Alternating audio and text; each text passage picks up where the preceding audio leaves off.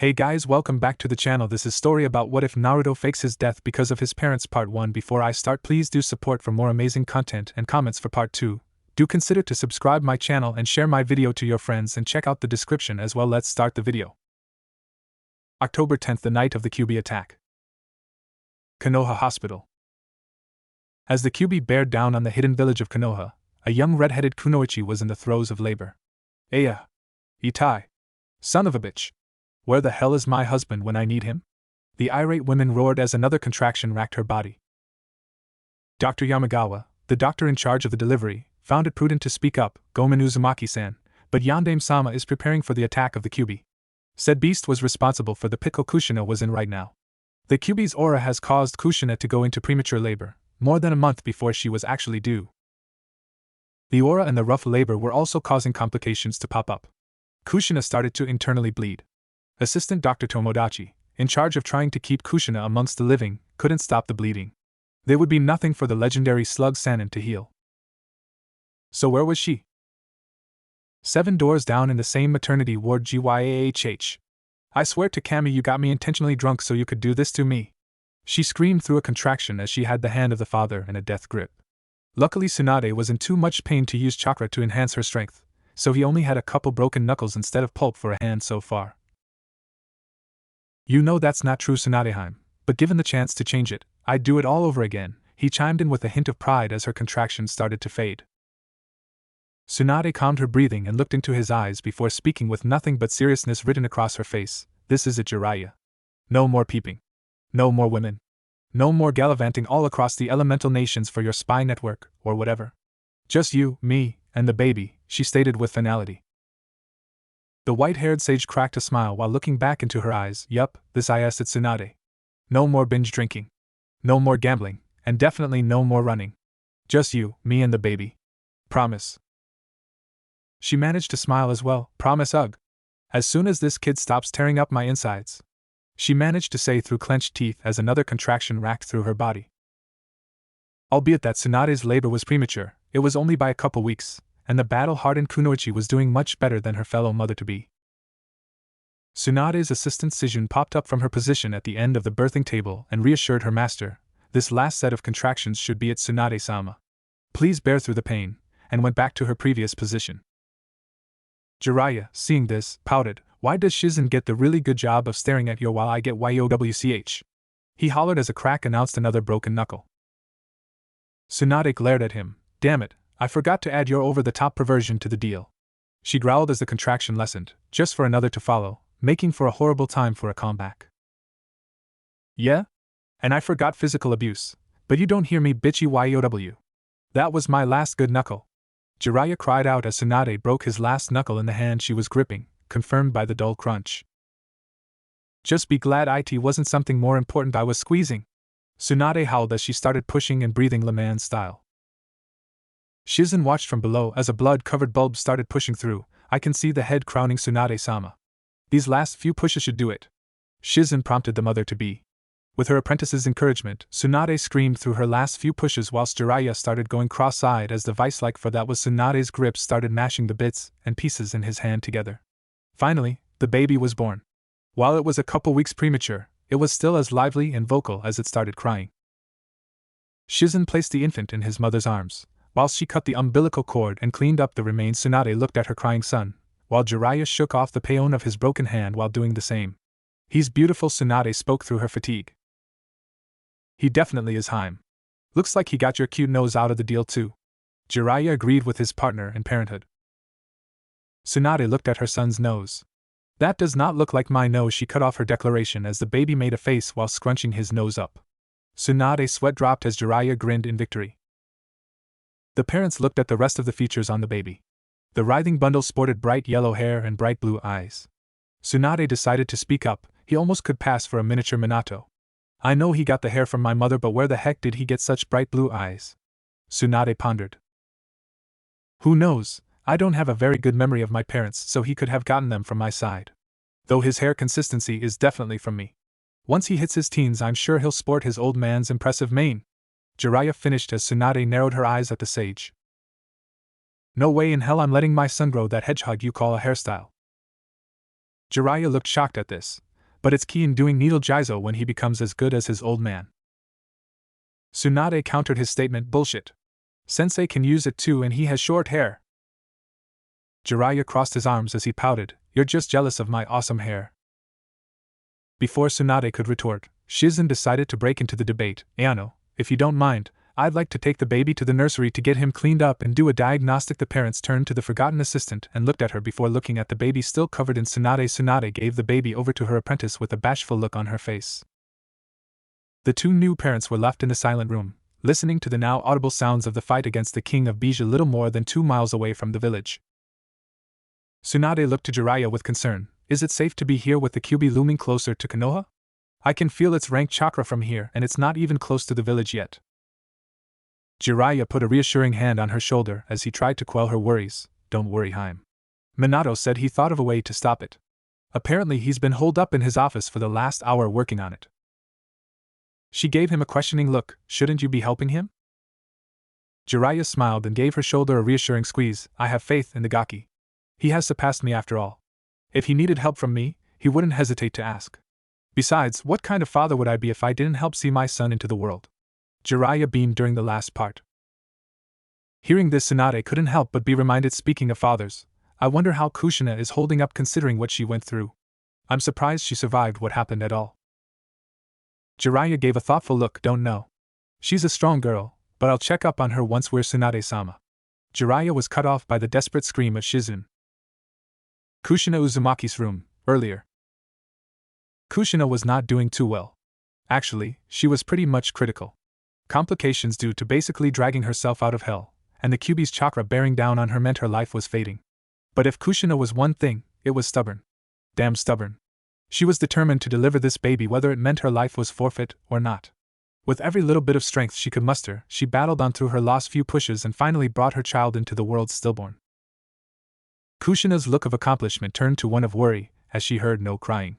Dr. Yamagawa worked frantically to try and revive the baby, making sure nothing was blocking its air passageway to chakra stimulation of the heart, yet it was all for naught. Doctor? Doctor, what's wrong? Why can't I hear my baby? A fading Kushina asked, fearing the worst. The doctor looked sadly at the would-be mother and confirmed her fears. I'm sorry, Kushina-san, he didn't make it. Kushina's will to live shattered as she started crying, the last vestiges of life leaving her. And no, my baby, no, it wasn't supposed to be like this, Minato. Her eyelids grew heavy as she uttered her last words. Dr. Tomodachi saw her dropping vitals and immediately tried to stabilize her. Shit! We're losing her! He yelled to the other doctor as her heart monitor flatlined. He immediately started resuscitation, but Dr. Yamagawa knew it was hopeless with the Kyuubi so close.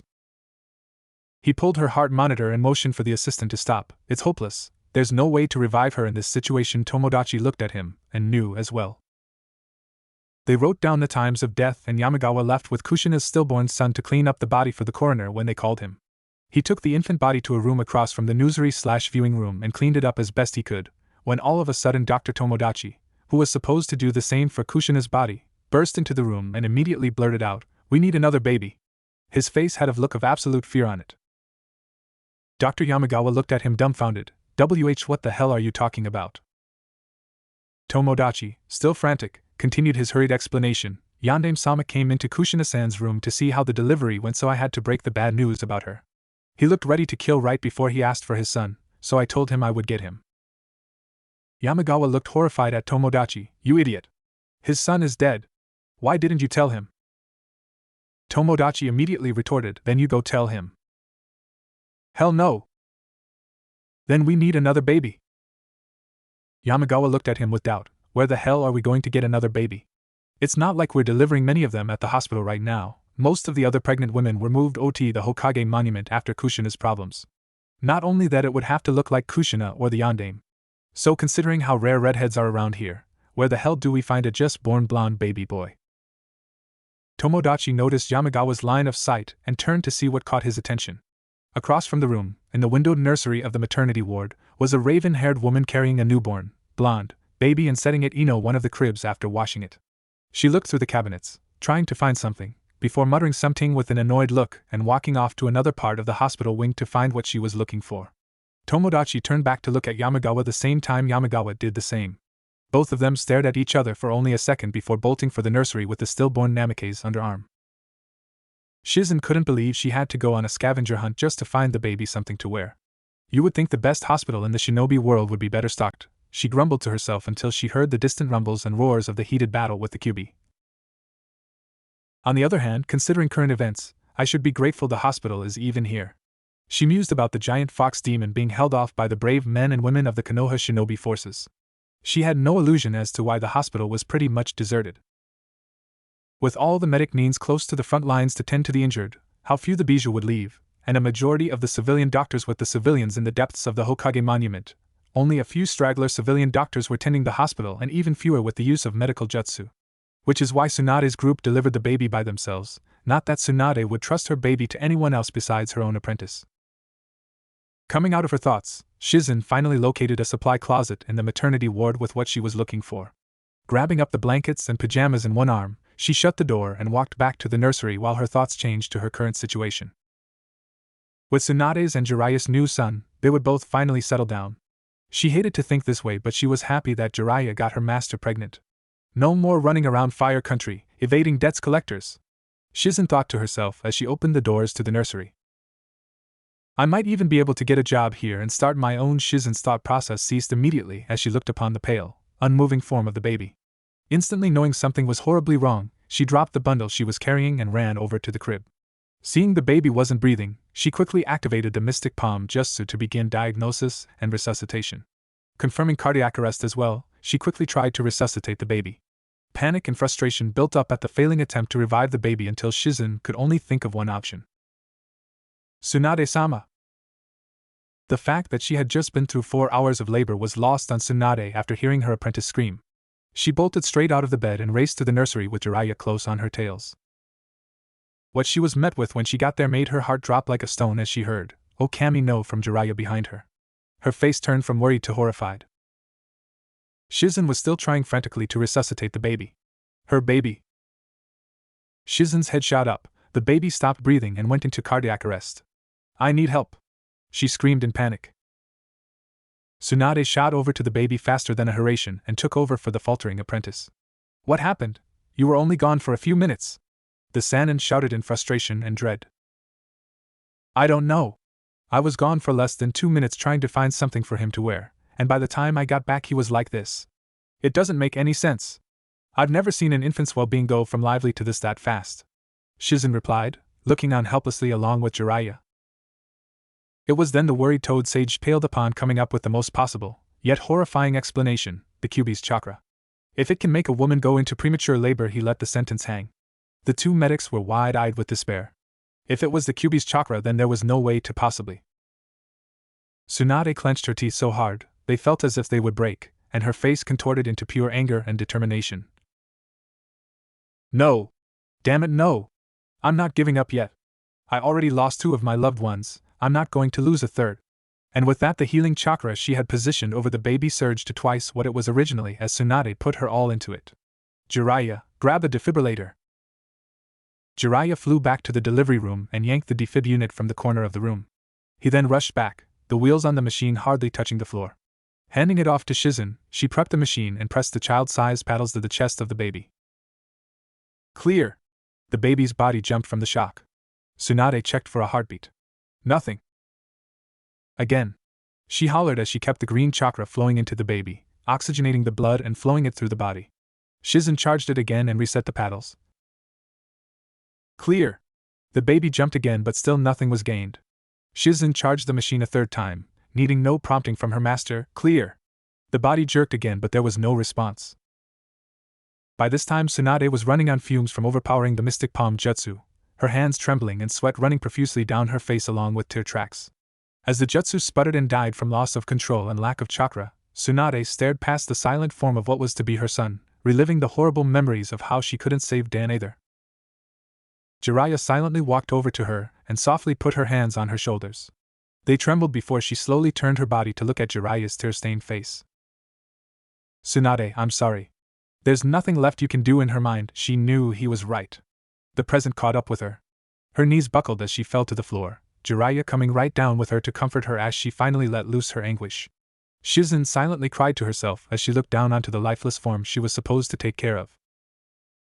It wasn't as supposed to be like this. This wasn't supposed to happen, she thought as she listened to her master's heart-wrenching cries. With the yondaime, a little earlier, Minato sat at the side of his late lover's bed, waiting for the doctor to bring his son. Tears ran down the face of the young Hokage as he talked to his deceased beloved. Kushina, my love. I'm sorry I wasn't there for you. Maybe things would have turned out different. And maybe, Minato had to recollect himself, I hope you can forgive me for that, but mostly, for what I'm about to set upon the shoulders of our child. How could I ask any other parent to give up their child for something I'm not willing to risk our own? I can only hope that the village treats him as the hero that he will become for holding the Kyuubi at bay. Rest eternal, my love. I hope the Shinigami shows mercy and lets me see you someday on the other side. With that, the yondaime kissed his lover for the last time, tears running off his face and onto Kushina's as he did. He straightened himself as he heard footsteps approaching the room. The door opened and the doctor he ordered earlier brought in his son. Here you are, why Yondaime-sama, Tomodachi stuttered, still intimidated by the earlier meeting and hoping he didn't notice anything strange about the baby. Luckily, the baby had a stunning similarity with the yondaime, so Tomodachi was pretty sure he could get away with it. Tomodachi watched on as the yondaime smiled sadly at the infant in his arms. Hey Naruto. I'm me, your dad. The newborn slowly cracked its eyes open to look at the man holding him while he continued on. I'm sorry, little guy, but I need you to help me save the village. I hope you can forgive us for not being around to watch you grow up, but I'll make sure everybody knows you're a true hero for what we're about to do, the yondaime stated as fresh tears ran down from his eyes. With one last look at Kushina's body, he poofed out of the room to leave his final instructions to the sandaime. With the yondaime gone, Tomodachi let loose the breath he was holding and slumped to the floor. Yamagawa poked his head into the room to make sure the Hokage was gone before coming into the room and speaking up. Did he notice? Tomodachi turned to him with a look of relief on his face, not in the least bit. Yamagawa sighed with relief. Good, now that our lives aren't in immediate danger anymore, we can get back to work. Tomodachi nodded before gaining a thoughtful expression. Whose baby do you think that was? Yamagawa quirked his eyebrow before he waved off his colleague. Who care? The body looked almost exactly like that baby, so there's no point in worrying with that. The two doctors left to find the coroner for Kushina's body. Had they stayed and paid more attention, they would have noticed the small, shallow breaths coming from Kushina. The sandaime was enjoying his retirement with the yondaime in power. He hoped from then on he could rest easy that the village was in safe hands and live the rest of his life knowing he did his duty for Konoha. With the pregnancy of Minato's lover, and the shocking discovery of his two students accidentally creating a long-thought-lost Senju heir, it was to be a golden age for Konoha not seen since before the Second Great Shinobi War. But it was not to be. Hiruzen knew he would take up the seat once again after the yondaime told him of his plan. Are you sure of this, Minato? Is there no other way? Kushina is gone, and with what you're proposing he wouldn't have anybody to help him through this burden. The yondaime looked down sadly at the sleeping infant. I know, Sandaime Dano, but Naruto is the best choice. Not only could I not ask a parent for another child, but my son may be the strongest child to bear the seal. I only ask that you see to his well-being and honor my last request. The sandaime nodded solemnly. All right, Minato, I'll do what I can for your son. But I suggest he go under his mother's family name to keep IWA and your enemies away from him, he recommended. The yondaime nodded. A good decision, but tell him when he's older, will you? And tell Ero-sensei I'm sorry I couldn't be there for him and Tsunade. The sandaime smiled sadly. That I will. Good luck, yondaime Dano. I hope your sacrifice will bring peace to Konoha once again. With that, the yondaime disappeared in a yellow flash, and the toad boss Gamabunta could be seen summoned outside of the village as the yondaime went to meet the Kyuubi on the battlefield. Back at the hospital, Tsunade's tears finally stopped, leaving the empty shell of a defeated woman on the floor in the arms of the equally forlorn father. She stared blankly at the tiled floor as she tried to form sentences. Jiraiya. I need to, it's just. Jiraiya knew what she was trying to say and he couldn't blame her in the least bit. I know, Haim. The promise, I guess it just wasn't meant to be. He agreed with her sadly. She looked into his eyes with ones that looked 30 years older than her even without the genjutsu. What will you do? Jiraiya sighed, feeling older than he should be. Probably leave too. The network is still there and with nothing holding me here. He left the sentence unfinished as sadness washed over his face again. Before he spoke up again, I'll go talk to sensei before I leave to see how things turn out. The toad sage finished. Then he kissed Tsunade on the forehead. Take care of yourself, Haim. Your luck, our luck won't always be this horrible. And with that, Jiraiya left Tsunade to see to things. Tsunade rose up and gathered her deceased child. She would bury him in Tanzakagai, away from Konoha. As she started to leave, she noticed her apprentice's lack of movement. Aren't you coming, Shizen? The raven-haired woman looked at her with fear and doubt in her eyes. But I should have I failed, how could you? Shizen! The older woman shouted. Shizen jerked back as her eyes met her master's. It wasn't your fault. It was the furballs. We should have stayed out of the village, or we could have should have, could have, would have, but we didn't. She yelled mostly at herself as angry tears went down her eyes. Shizen looked shocked at her master, T.S. Tsunade-sama. Tsunade looked back to her apprentice and sighed, let's go. I need to get out of this cursed village as soon as possible. Shizen nodded solemnly, hi Tsunade-sama. With that, both women left the hospital to disappear in the chaos. On the battlefield, things were not looking good for Konoha's shinobi. Especially for one of the Umbu Med just off the front lines. She was frantically trying to stabilize as many wounded as she could. Luckily for her, yet unluckily for others, the fox didn't leave many survivors, so the number of wounded was manageable. Though whatever advantage of numbers she had was taken away by the severity of the wounds and trying to stabilize the patient with demonic chakra as thick as fog impeding any progress she made. She popped another food pill as her reserves started to get low, the sweat rolling down her purple tattooed cheeks behind her Umbu mask. All the other medics were either stationed on other parts of the battlefield or suffering chakra exhaustion, leaving Rin the only one in their sector to treat the wounded. Her old teammate Kakashi disappeared to somewhere on the front line, leaving her with only 2 fresh genin to help her drag the wounded and dying back. She finally managed to stabilize her current patient, but noticed 2 others die from their wounds during her treatment of the third. She quickly got up and looked for the next one to work on, the triage marks on their head telling which one was more likely to survive with or without medical intervention. The cries and groans from the wounded mixed in with the sounds of the battle with the fox as she picked another patient. Tanuki-san! She heard from one of the genins in charge of pulling back the wounded. She looked up to see her 2 genin charges, Nanami and Hiroshi, dragging a Chunin kunoichi back from the battlefield by her arms, too big for the children to even carry. She waved briefly to indicate where she was on the darkened, hellish battlefield, before paling and screaming, "Look out!" The 2 genins looked over their shoulder and went wide-eyed. They both jumped forward to dodge the demon tail that crashed 2 feet away from them, and swung back around to smash some other poor bastard who wasn't quick enough. The 2 genin quickly got back up and dragged the kunoichi by the arms again to the relieved Umbu medic. Rin sighed in relief that they escaped, but she started paling again as they got closer. "Put her down and come to me," she yelled. The 2 genins looked at her like she was insane, but she's wounded, Tanuki-san. Nanami yelled as she started turning around to look at the kunoichi. "No! Don't look!" Rin tried to tell the genins, but it was too late. They both found out they were carrying only half of what they started out with. Everything below the ribcage was mashed down in the earth 200 feet back. They both went wide-eyed and froze completely, Hiroshi shaking like a leaf and Nanami starting to hyperventilate as they dropped the upper torso, the Chunin's head moving to stare lifelessly towards them. Rin started running towards them, fearing they went into shock. Unfortunately, she wasn't the only one to notice the 2 horrified genin. The demon fox set its eyes right upon them. Rin ran faster, hoping to get them out of the way as the QB started lunging towards them. She got up to them and quickly wrapped her arms around their midsections and jumped as hard as she could to the right as the QB's fangs claimed what was left of the other kunoichi and 30 cubic feet of the soil underneath it. Rin and the 2 genin were thrown 50 feet away from the impending doom, only for it to reset its sights on the 3. Rin got up with the genin still in her arms, ready to dodge again. But before the beast could attempt another attack, a flurry of sharp wooden tentacles shot out from the treetops and speared the QB in the right side of its face. Rin looked to see Dragon trying to divert its attention from her and the 2 genin, who were now completely in shock and needing medical attention as well. Fortunately, it was working. The QB set its hateful glare on the Umbu that just tried to gouge its face and attacked him as he retreated back into the woods, luring the QB away to another front of the battleground. Rin breathed a sigh of relief, again, and then went wide-eyed when Dragon appeared right next to her. "Weren't you luring it away?" she asked, wondering if she had to start running again. Dragon pointed to where he was earlier. "Would clone. Should keep it busy for a while," Dragon stated before looking around like he was trying to find something. He turned back to her. "Where the hell is Inu? I thought he was looking out for you and your squad." Rin slumped her shoulders for setting down the 2 genin to start treating them. "I don't know. The Chunin we were with were crushed under a tree, and after that, he just charged in.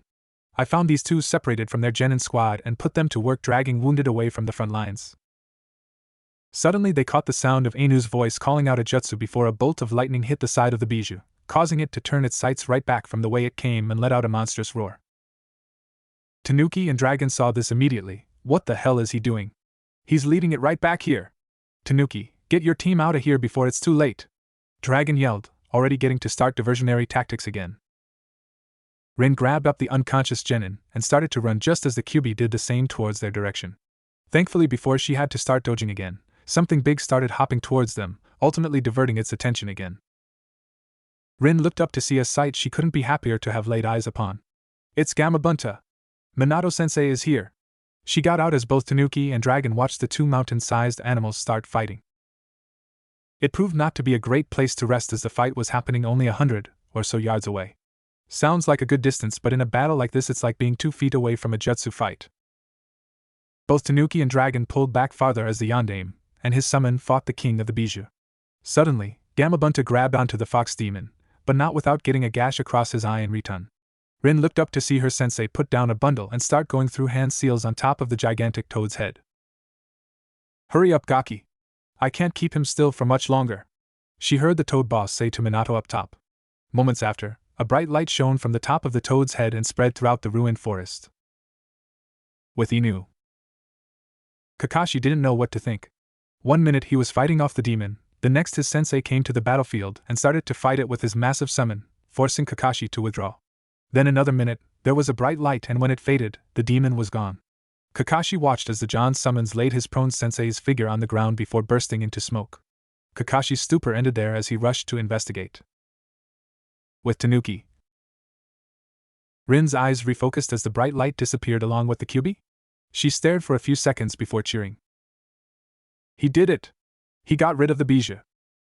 Her next words died in her throat as she saw the giant summon set down the prone form of her teacher and Hokage before disappearing back to his realm. Rin quickly barked out, Dragon! Stay here with the genin. I'm going to find out if he needs medical help or not. She finished as she leapt away towards where the toad boss stood. She hoped it was just chakra exhaustion, but with how today was going, she knew to expect the worst by now. One thing that she did wonder though, was what that small bundle was in Sensei's arms before the light. With the quickly fading yondaime, Minato lay there as his body shut down, content in knowing the village was out of danger. He turned to the crying form of the baby, the seal on its stomach clearly visible. Thanks, little guy, you're a hero now, he strained to say. The baby stopped its crying to look at the man next to it. The dying Hokage smiled at the staring infant before noticing a funny similarity. I gotta say, little guy, you're gonna grow up to look a lot like your old man, but I can't for the life of me figure out where you got that nose. It almost looks exactly like the baby scrunched its nose at Minato, making his eyes widen. Tsunade's. They didn't, the Hokage thought as things started to darken. Remembering the events at the hospital, he came to his final conclusion, fuck, and with that, the Hokage finally closed his eyes and passed on. With Inu, Kakashi went wide-eyed as he saw his sensei lying lifelessly on the ground. He ran up to his sensei's body and confirmed the worst. He was dead. Whatever he did must have cost him his life.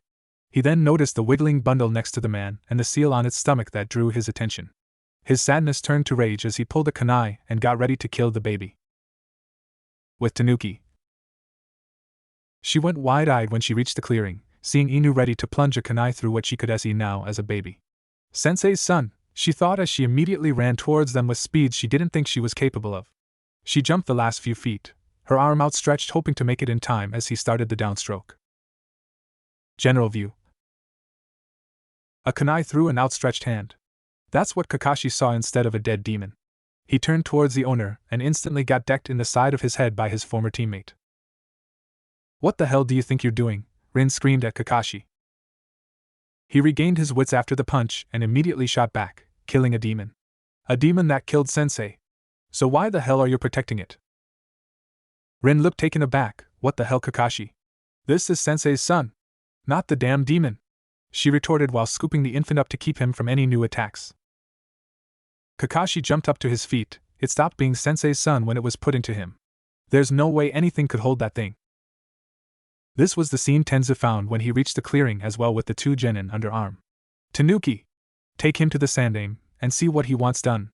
Inu, I need help getting the wounded back to the hospital. Kakashi narrowed his eyes at Tenzu. Since when the hell are you the squad leader, Dragon? He spit at the umbu. Tenzu's whole demeanor changed when you decided to break off of Tanuki's group to fight a demon instead. Inu. Now help me and I might just forget to file that little stunt you pulled. Kakashi flinched, before giving the infant one last venomous glare behind his mask before jumping towards Rin's patients. Rin tucked the infant under one arm and lifted the yandame's body over her shoulder. Dragon gave her a questioning look, from what she could tell from around his mask anyways, and she shrugged her shoulder. I might as well move them both. No reason to keep his body out here with that explanation. Tenzu nodded and she started her trek towards the Hokage Tower, albeit slower than possible due to the extra weight. It was a sad day for Rin indeed. Back with Jiraiya. The Toad Sage leapt across the buildings at a slow pace towards the Hokage Tower, listening to the sounds of the horrible battle going on less than a mile away. Suddenly, a bright light spread across the town, coming from where the Kyuubi was, and then everything went silent. He looked towards where the battle was supposed to be and saw a large red lump burst into smoke. That couldn't have been Gamabunta, the Sannin thought, then quickened his pace towards the Hokage Tower. He made one last jump and landed on the roof, only to see his old sensei there as well, looking out on the battlefield. The Sandaime turned to see his student looking at him, wondering what was happening. He said only 2 words to Jiraiya and it was all explained. Shiki Fujin, the old Hokage said as he puffed on his pipe. Jiraiya went wide-eyed. He didn't. That was his plan, he yelled out frustratingly. He knew the implications of such a seal. It meant that his student was dead. And then another thought came to him. What about his son? And Kushina? He asked hesitantly. The Sandaime turned to look at him sadly. He told me Kushina died during childbirth, and his son he used to seal the demon away. Jiraiya looked like a defeated man. Everything was wrong before and it just got worse now. His son was dead, Tsunade left again, another of his best students was dead along with his lover, and his student's child was now a Jinchuriki. Jiraiya slumped to the ground. The Sandaime looked at his student with worry. What about yours and Synod? He didn't make it. The beast chakra was too much for him. Jiraiya answered him, knowing what he was going to ask. The Sandaime cringed with this new bout of bad news. I'm sorry to hear that, Jiraiya. I was really hoping something went right today amongst this horrible tragedy. What are you and Tsunade going to do? The wizened leader asked. Jiraiya recollected himself and stood back up. Tsunade already left the village with Shizen. I don't think she will ever be coming back, he stated. Hiruzen nodded solemnly towards his student's answer. I wouldn't expect her to. Not after all that's happened, he said as Jiraiya nodded in agreement before staring off at the forest. As for me, the spy network still needs me, so I guess I'll be doing the same. I'll keep you updated, he finished as he turned around to leave. Hiruzen looked at his student's retreating form. Jiraiya. What about your godson? The Toad Sage stopped in his tracks. Gomen-sensei, but I just can't right now. I might come back to train him when he gets older. I'll keep Minato's enemies from finding out about him as well. Please take care of him for me, will you, sensei? The Sandaime nodded solemnly. I'll do what I can for the boy. With that, Jiraiya shined off the roof, not to be seen in Konoha for over a decade. Back at the hospital. The coroner and his assistant nurse rolled the gurney into Kushina's room, getting ready to put her body in the morgue. They got ready to transfer her to the gurney when the nurse noticed immediately that something was wrong. Doctor, why is she still warm? They called us 15 minutes ago, she asked. The coroner took off his rubber glove and put it up to her mouth. It was faint, but he felt warm breath. For Cammy's sake, she's still alive. Get a medic in here on the double. Preferably not those 2 idiots who can't tell the difference between a corpse and a patient. He ordered the assistant nurse as she rushed to the emergency ward to do just that. The Sandaime was not a happy man as he sat in what was once again his chair. Earlier, his chosen successor, Minato Namikaze, used a kinjutsu to seal away the Kyuubi into his own son, which was brought back to him from the battlefield by one of Minato's students. With Tanuki and the child in tow, the Sandaime went to the council chambers to address the current situation, only to find part of the council trying to use emergency powers to pass laws that would have usurped much of the Hokage's powers over his military. Fortunately, with the demonstration of his emergency powers, he managed to beat the council back into submission and halt the process in its tracks. Unfortunately for the counselor who had said emergency powers demonstrated upon him, it would take multiple surgeries to reconstruct his ribcage. Then he had to announce the sealing of the Kyuubi into Minato's son. Most of the civilian council wanted to finish the job, but were a lot less vocal than before. Danzo, predictably, wanted to turn him into a weapon, and Sarutobi's teammates/advisors wanted him under lock and key. Hiruzen, of course, put his foot down on this. Furishibaku no Justu. Enough.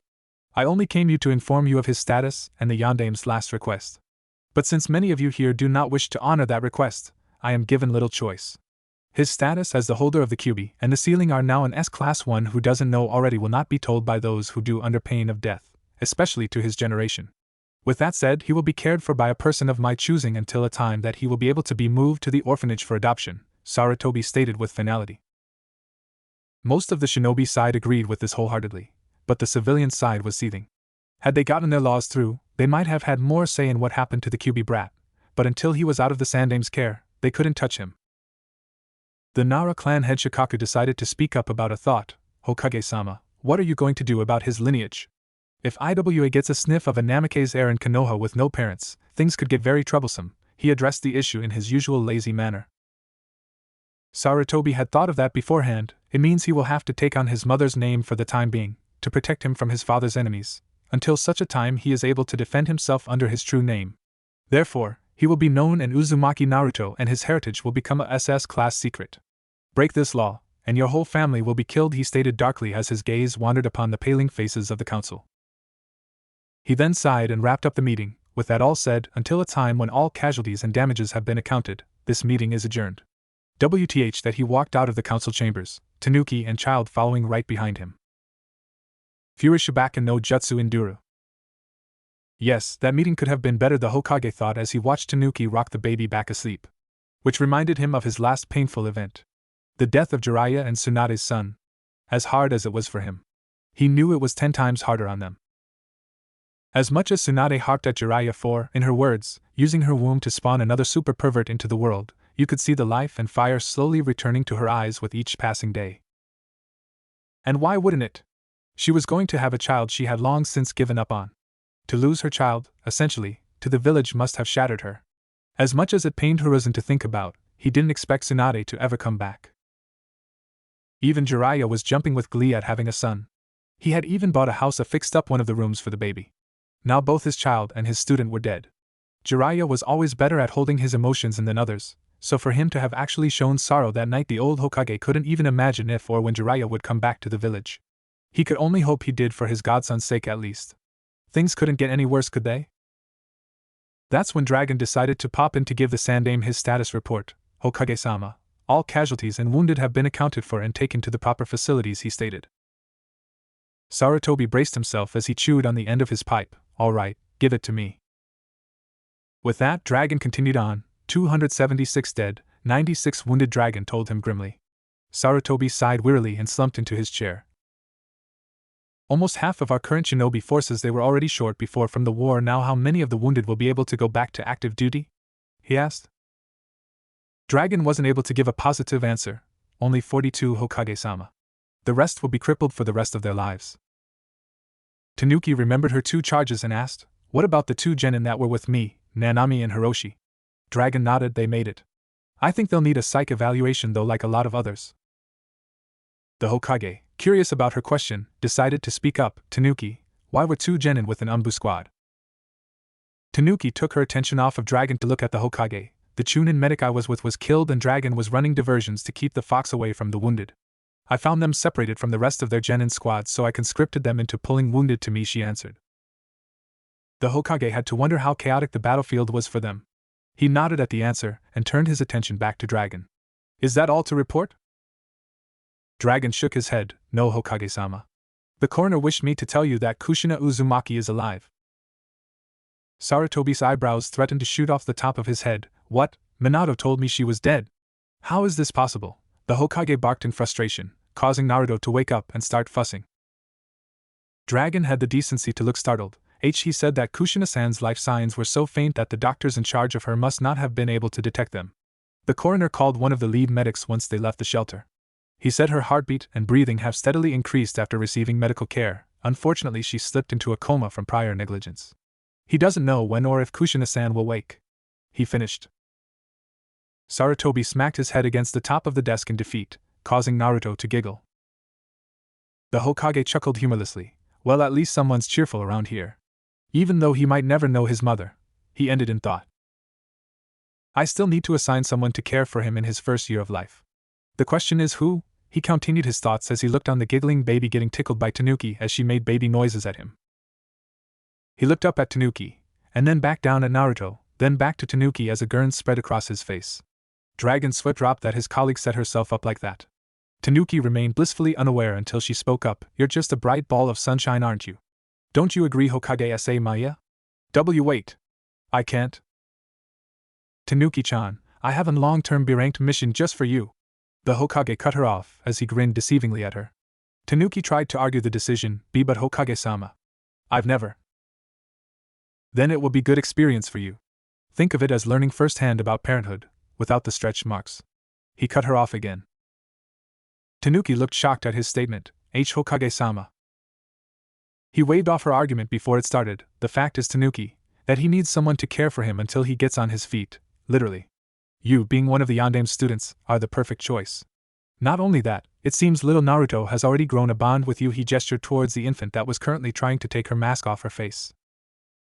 Dragon, who was snickering in his corner, decided to pipe in. Tanuki-san, it's an easy, good-paying mission, and sure to beat some of the ones we'll be given in the future. With half of the shinobi forces gone, we'll have to send undermanned squads on missions that would clearly call for twice as big of squad. This keeps you in the village for a year or more, and by then the situation might settle down more.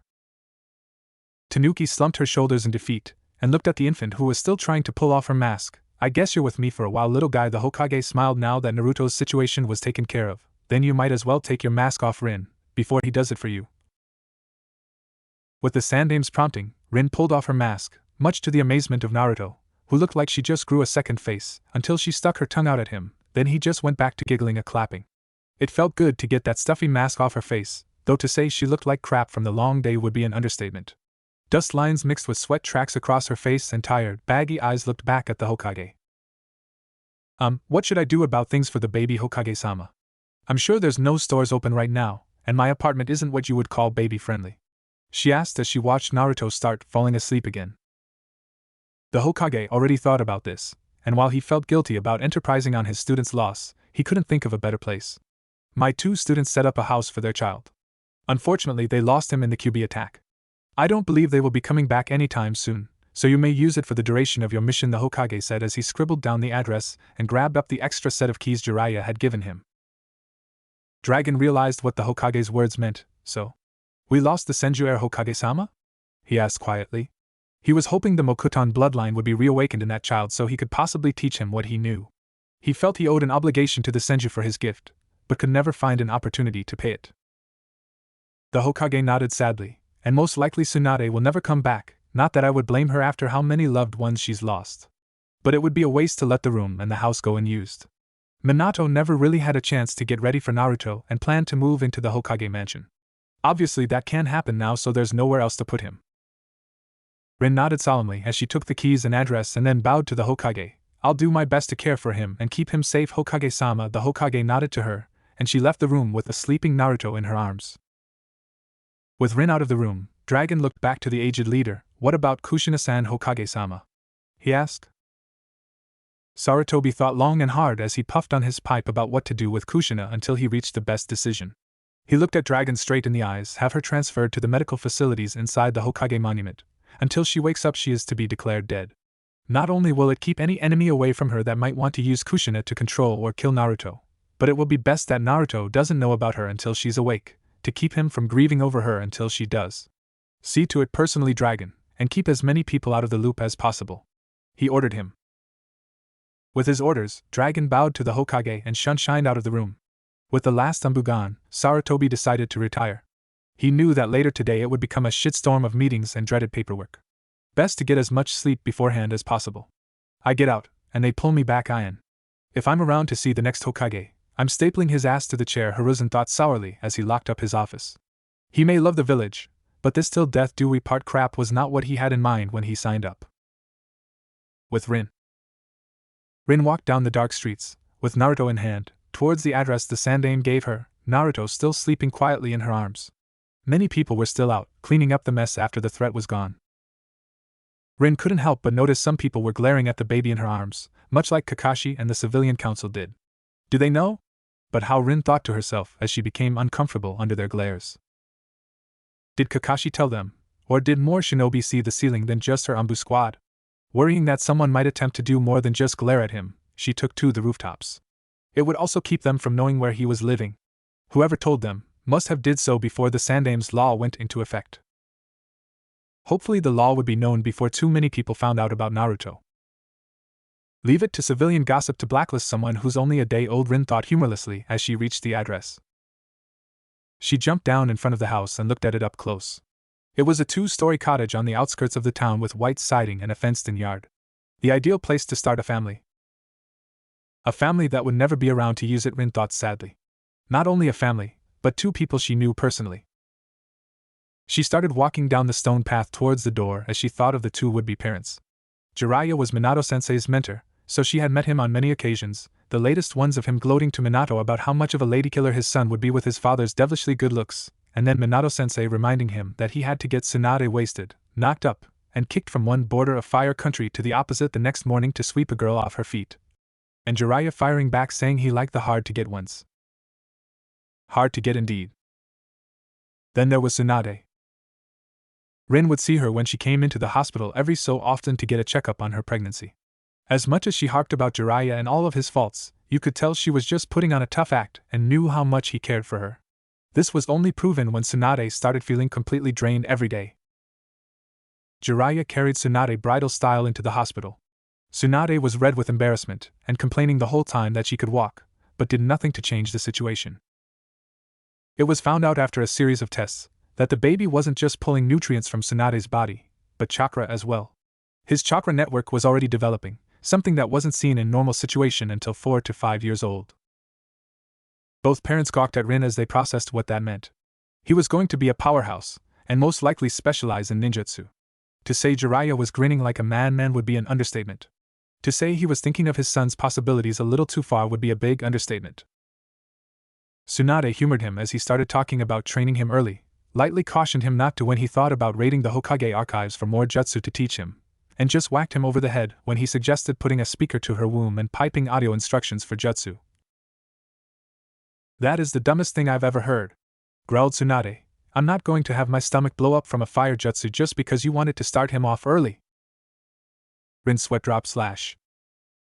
She totally missed the fact he wouldn't understand what was being piped into the womb anyway, she thought, but knew better than to get into the argument. Unfortunately, they never got to find out how their son would have grown up, and now they were both gone. Minato-sensei was gone. Kushina-chan was in a coma, and she didn't even want to see Kakashi after what he tried to do last night.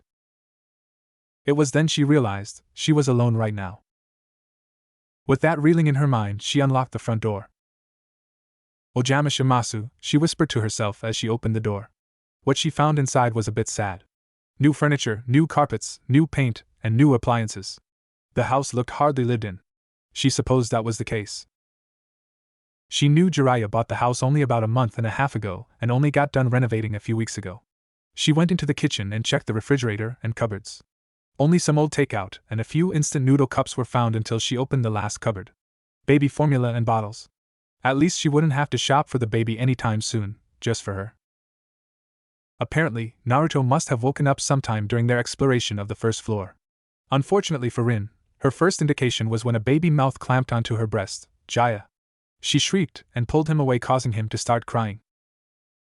She sweat dropped and mentally berated herself. Of course he's hungry, ding dong. He hasn't eaten since he was born. She grabbed up some of the formula and a bottle and went to work. A little mess later and Naruto was happily suckling on a bottle. The lack of activity made Rin aware of how exhausted and dirty she felt. Once Naruto finished, he started fussing again. Crap, what am I supposed to do now? Think, oh. I have to burp him, she said to herself, and then lifting Naruto onto her shoulder. She started patting his back until she heard a little belch and something sliding down the back of her shirt. Definitely bedtime, she deadpanned. After trying to clumsily wipe the puke off her back, she grabbed up Naruto and headed for upstairs. After looking through a few rooms, she found the baby's room. The room reflected the owner's very well. The walls were blue, with imprints of happy-looking slugs and frogs bordering the middle. Baby books were stacked on a shelf and baby toys were piled in a toy chest. She walked over to the crib to see it occupied by a large stuffed frog and a stuffed slug. Where Tsunade found a plushy slug, Rin couldn't imagine. She set Naruto into the crib, who was too interested in the stuffed animals than going to sleep. She figured he would go to sleep eventually, and went to find the bathroom. A shower and a bed sounded really good right now. When she opened the door for what she assumed was the bathroom, one thing went through her mind: jackpot. The master bathroom was a sight for sore eyes. A tiled shower stall was sunken into the right wall along with the vanity, and along the left wall was a jacuzzi tub. Probably not fit for a lord, but a major upgrade from the half-bath back at her apartment. She couldn't peel her clothes off fast enough. She got both the tub and shower ready and jumped in to clean herself off. Blood, sweat, and dirt ran down the drain as she washed herself. Done with the shower, she quickly jumped into the tub and practically melted as the hot water jets loosened the knotted muscles in her body. As she relaxed in the tub, previous thoughts came back to her. With almost everyone she knew gone, she felt alone. She had never been able to make many friends being in Umbu for the last 2 of her 16-year-old life. It didn't help that after Obito's death, she didn't socialize much. Maybe she could fix that now that she wasn't too busy with missions. This might actually be good for her. With that in mind, she rose out of the tub, to her body's protests, and dried herself off. Now that she didn't smell like death on a warm day anymore, she went to find the bedroom, not bothering to wear a towel. What she found in the bedroom was a definite Jiraiya. A heart-shaped bed with red satin sheets. She sweat dropped. Did he really think Tsunade would have slept in this thing? She shrugged it off and pulled back the sheets. Getting in, she found it really comfortable actually, a lot better than her real bed. This mission is going to be nice and easy, she thought as she started to drift off, the same time as she started hearing Naruto wailing. She cracked her eyes open. Did I just jinx it? She thought as she wearily got back out of the bed to check on him. Entering his room and smelling something nasty, she came to a conclusion. Yeah, I jinxed it as she picked him up to change him, putting him in range for him to grab one of her exposed. October 25th. 3 weeks into Rin's mission. Rin's assigned residence, 10:34 a.m. Rin looked at the infant in her arms, her eyes half-lidded and ringed with dark circles from exhaustion. He was a demon. No, not that one. Cause the Kyuubi's got nothing on this brat. The Kyuubi would just kill you. Naruto wasn't as merciful. This kid slowly killed you by denying you sleep and stressing you out. When he wasn't hungry, which was almost never, he needed to be changed. When he didn't need to be changed, he was crying or fussing about something else. The house was a mess of scattered clothes, dishware, blankets, and food packages. The lawn looked like shit, and was growing weeds that would make Training Ground 44 look like a garden patch. Kushina never would have survived this kid, Rin thought darkly. Naruto woke up and clamped onto her cloth covered again. By now it was such a common occurrence that Rin put up with it for the simple reason that it kept him quiet for a while. That is until he found out, again, that he wasn't going to get anything out of it. He unlatched and started to cry. Her face sagged more. Just how much can this kid eat? I just fed him 2 hours ago, she thought intensely as she struggled to get up from the living room couch and make her way to the kitchen. Before she could move too far though, she heard a knock on the door. She looked at the door, more annoyed than curious. Who would intentionally visit the demon lair, she thought dryly as she seethed at the name the villagers gave the house she and Naruto were staying in. She opened the door and was shocked at who was on the other side. Inuzuka Rin. You moved out of the compound not even a year ago and look at you now. A single mother after some one-night fling you met in a 2-bit bar somewhere. What next? Working at a strip club for drug money. The person cried before bursting out in laughter. Rin was surprised. Tsum. How did you know I was here? She asked the Inuzuka matriarch. Tsum crossed her arms and mock sobbed. What? Was my adopted little sister trying to hide from me? I know I don't take many showers, but I don't stink that bad, do I? She cried teasingly. That's right. Rin was adopted by the Inuzuka clan when she was a child, by Tsum's father and the previous clan leader. He and Rin's father were teammates. Her mother died of pneumonia a year after her birth, and when her father died during a border skirmish with IWA, the Inuzuka leader took her in. Her cheek markings signified her as extended family, not originally of the clan, but they would still stick by her as if she was blood kin. Though, even if she was adopted, the Inuzuka were surprised at how gentle and well gullible she could be at times, showing she hadn't picked up any Inuzuka traits or picked up the worst of them, they couldn't figure out. Rin smiled as best as she could at Tsum's antics. Seeing her little sister's exhaustion and the wiggling blonde form in her arms, she decided to lay off the sibling talk. I bugged the Hokage until he told me where you were. Wasn't too hard considering how much paperwork he's had to do in the last few weeks.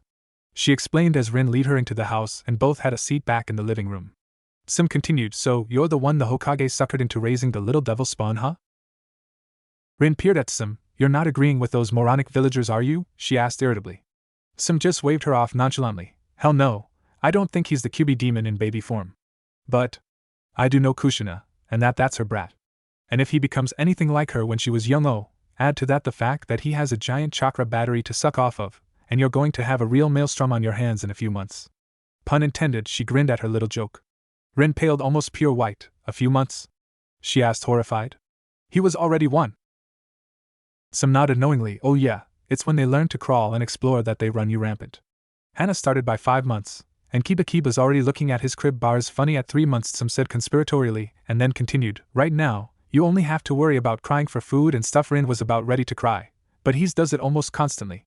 Hell, a S-class mission has never denied me of so much sleep. I haven't even gotten to keep the house up since I got here. She whined, upsetting the baby. Sim picked him up off her lap and held him as she continued to talk to Rin. Yeah, I kinda noticed when your lawn tried to attack me. This is a B-class mission, right? Sim asked Rin. Rin quirked an eyebrow at Sim. Yes, it is. Why? She asked, sensing a solution coming up. You get paid on a regular basis, right? Sim asked another question, which Rin just nodded. So hire a genin team to help around the house every now and then. Rin's eyes widened and then narrowed a bit. I thought they were all being sent on higher class missions. She asked, not sure if D-rank missions were even possible for the village right now. Sim's face softened a little bit. A little bit, mind you.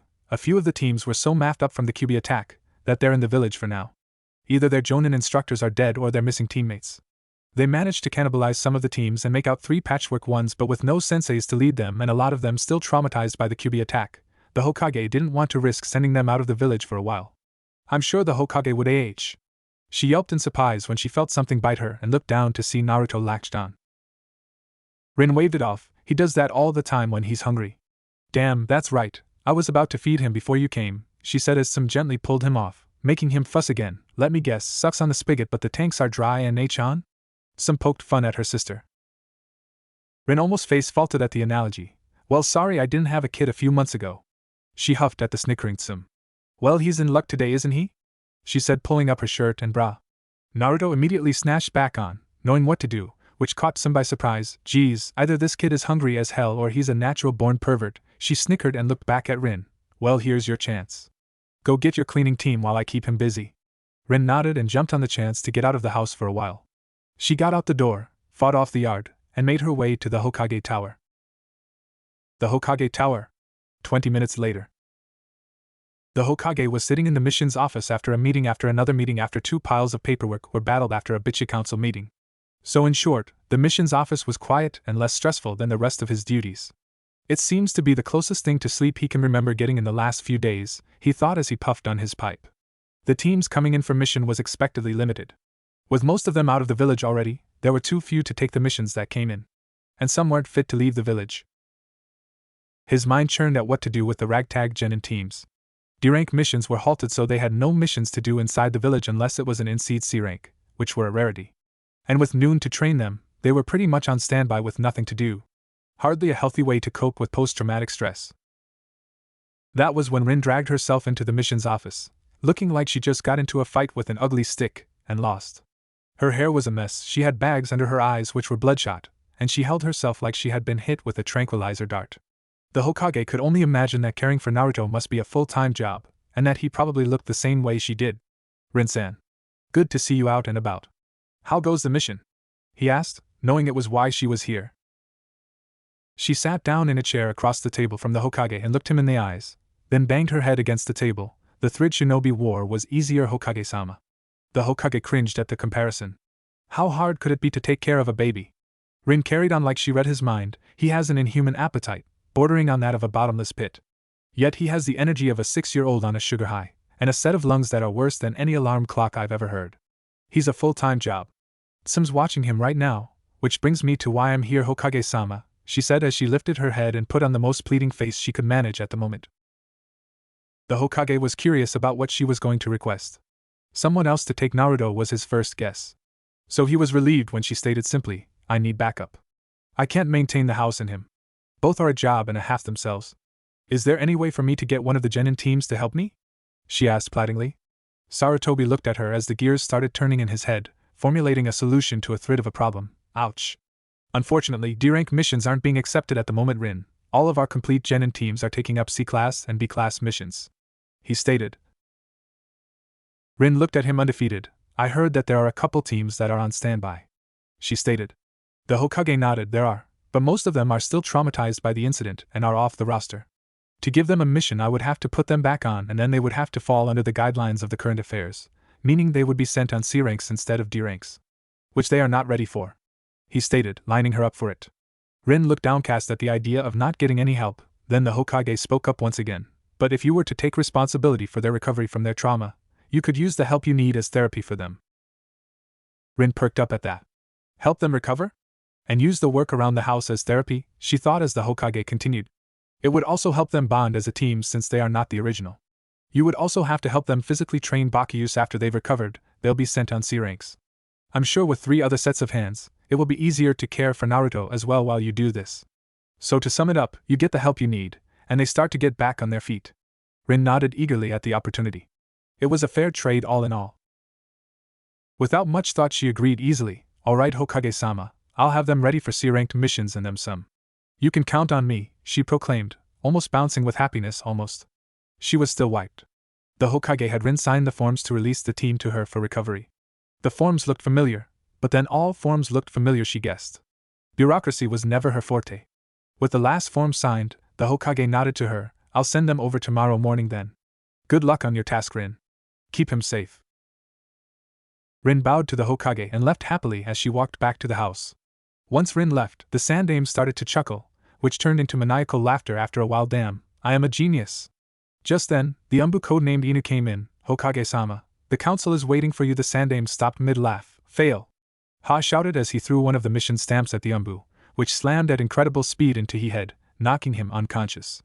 "Never interrupt me in my genius moments," he growled at the unconscious man with the word failure imprinted in his forehead. He readjusted the collar of his Hokage robes, relit his pipe and walked over the man and out the door, ready to bust some heads. Rin's house. 45 minutes later. Rin returned to the house to see Tsum scrunching her nose at Naruto, and him scrunching his right back at her. It could be said that Tsum had a face that only a masochist could love, and going by some of the things Rin walked in on while she lived with Tsum back at the clan compound, that would be a very accurate description. She tried to mentally block off those memories again as she spoke up. "What the heck are you doing, Nasan?" Tsum sheepishly scratched her cheek after she set Naruto back in her lap. "It's just too cute when he does it." "Isn't that right, Naruto-chan?" she asked as she picked him up and put his face in front of her, an opportunity he used to grab her nose. "Yeesh, Gids go da grip on him do," she stated in surprise as she pulled him off her nose. She looked back to Rin, who was sweat dropping at the two. "So? How'd it go with the Hokage?"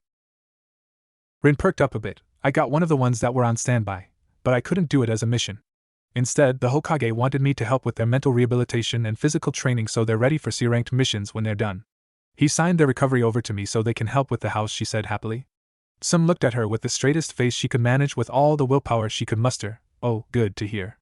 Now you won't have to worry about keeping both the house and Naruto in check. Well, I'd better get going back to the compound. Why, you know how those idiots are if I'm not around to lead them. They might blow the whole thing up while I'm gone. Take care, Nae-chan. Don't get yourself into any more trouble with that." Tsum got up and handed Naruto to Rin and waved to both of them as she closed the door behind her. Rin was too caught up in wondering why Tsum was stuttering to hear the faint sound of uncontrollable laughter coming from down the street. She looked at Naruto, who was looking right back at her as she held him in her arms. "Well, now that you're fed and have been up for a while, how about we take a nap?" He answered her by grabbing her in his hand. She sweat dropped. Rin's house. Next morning, 9:03 a.m. Another restless night for poor Rin, unfortunately. She was currently in the kitchen chugging as much coffee down as possible before the Genin team showed up. Naruto kept himself occupied by staring at Rin. Much to Rin's relief, as much as her, she stared at him in the baby basket as she mused if he was doing it for food, or if it was the beginnings of another pervert. She truly hoped for the prior. She didn't want to help grow another super pervert in Konoha. Jiraiya was enough, and he was hardly in the village. As her thought process finished, she heard a faint knock on the door. Must be them, she figured as she walked towards the door. She opened it to see a sight she hoped she didn't see again. 3 depressed-looking Genins looked back at her, their eyes almost lifeless. What hurt more was she knew 2 of them. Nanami and Hiroshi were there. It was the first time Rin had seen them in the light. Nanami was a short girl, yet obviously athletic, with a dark, healthy tan. She had brown eyes and unruly, shoulder-length brown hair that she managed to tie back into 2 pigtails. She wore a tight black sleeveless vest that narrowed to her throat and wrapped around her shoulders and arms to be covered by fishnet from her wrist to below her armpit. The same fishnet adorned her knees with a pair of biker shorts and close-toed knee-high boots to finish off her clothing. Hiroshi was dressed more conservatively with just a gray jacket with numerous pockets and blue shinobi pants with blue sandals. Brown hair and bespectacled gray eyes were all that were visible. The last girl Rin had never seen before. She had long, curly black hair and very strange red eyes which would probably look exotic if it weren't for the lifeless hue at the moment. She wore a strange red and white dress that looked like it was made of bandages. Just a pair of blue sandals and the headband on her head finished off her ensemble. The one thing that had Rin concerned the most were the bags she spied all the genin carrying. Nanami and Hiroshi were staring at Rin until it clicked where they had seen her before. They both lunged at the unsuspecting jounin, wrapping their arms around her as she fell to the floor. "Arigato Tanuki-san!" They both cried. Rin's sweat dropped. "They know who I am without my mask? How much does my cover suck?" she thought morbidly. "Nanami, Hiroshi. My name is Rin, so don't call me that when I'm not in UMBA uniform, alright?" She whispered heatedly at them. They both looked up at her and nodded before getting off. Rin lifted herself to a sitting position. "You're welcome, by the way. So you guys are part of the genin team that I need to help, huh? And what's your name?" she asked the unfamiliar genin. The girl crimson eyes moved to the ground as she fidgeted meekly. Hiroshi decided to cut in. "The Hokage told us her name is Kurenai." Rin-san. Rin looked over to Hiroshi. "Can't she tell me that?" Hiroshi just shrugged. "She hasn't talked since we met her." Rin-san. Hokage-sama said that's part of her problem. Rin raised an eyebrow to this. Traumatized to the point of muteness? She must have seen something pretty horrible, she thought grimly. Well, anyways, welcome to my house for now. They all nodded and picked up their bags, making Rin curious. What are the bags for?" she asked the genin. Nanami decided to speak up this time. "Hokage-sama said we were to live here through the period." Rin-san, she stated. Rin eyebrows shot up. "Eh? You are? But what about your families? Won't they miss you?" Hiroshi and Nanami looked even more downtrodden. "Either of us have families. Hiroshi and I came from the same orphanage, and joined the academy at the same time. From what we can guess, Kurenai-san doesn't have any parents either," Nanami told Rin in a depressed voice. Rin felt guilty for bringing it up. "Oh. Gomen," she apologized softly, causing Hiroshi and Nanami to shake their heads. "No worries, it's not like we knew them anyways," Hiroshi stated simply. Rin nodded and finally got back up and brushed herself off. "Well, I should invite you to your new home, I guess. It's kind of a sty right now, which is what I was hoping you guys could help me with," Rin told the genin as they walked into the house. Nanami found this odd to say the least. "How hard can it be to maintain a house, Rin-san?" she asked. Rin turned around to regard her new charge. "Didn't the Hokage tell you the details of my mission?" she asked. All 3 genin shook their heads. "We didn't even know you were on a mission, Rin-san," Hiroshi spoke up. "Oh, fucking great," Rin thought crassly. "Well, I am, and now you are too. I'll show him to you," she said as she led them to the kitchen. Nanami quirked her eyebrow. "Him?" she asked, but got no response from Rin, who was paying attention to what looked like a baby basket on the table. Rin turned around to face the genin with the basket next to her on the table. She pointed to it. "He is my mission," she stated. The genin came up to the table and craned their necks to look in the basket, turning white as they saw the whiskered blonde baby with his blue eyes staring at them. "Gaia! Holy shit!" gasp. Nanami, Hiroshi, and Kurenai reacted as they found their way against the counter cabinets on the other side of the kitchen in the blink of an eye. Hiroshi pointed a shaky finger at the basket where Naruto was giggling happily at the funny new people. "Tth, that's the QB baby," he shouted with a horrified look on his face. Rin quirked an eyebrow at the genin, still next to the baby basket looking at the genin. "Well, at least it's fear instead of hate. I can work with fear," she thought as she addressed the genin. "This is Uzumaki Naruto, the baby the yondaime used to seal the QB, and my mission is to take care of him for the first year or so," she stated. Nanami was the next to speak. But he'll kill us," she said, still looking fearfully at the basket, even as Rin picked up the wiggling infant. "Oh? I've been taking care of him for 3 weeks and he hasn't killed me," she retorted. But the villagers said. "The villagers? Since when did the villagers become so knowledgeable in the shinobi arts? Especially high-level fuinjutsu.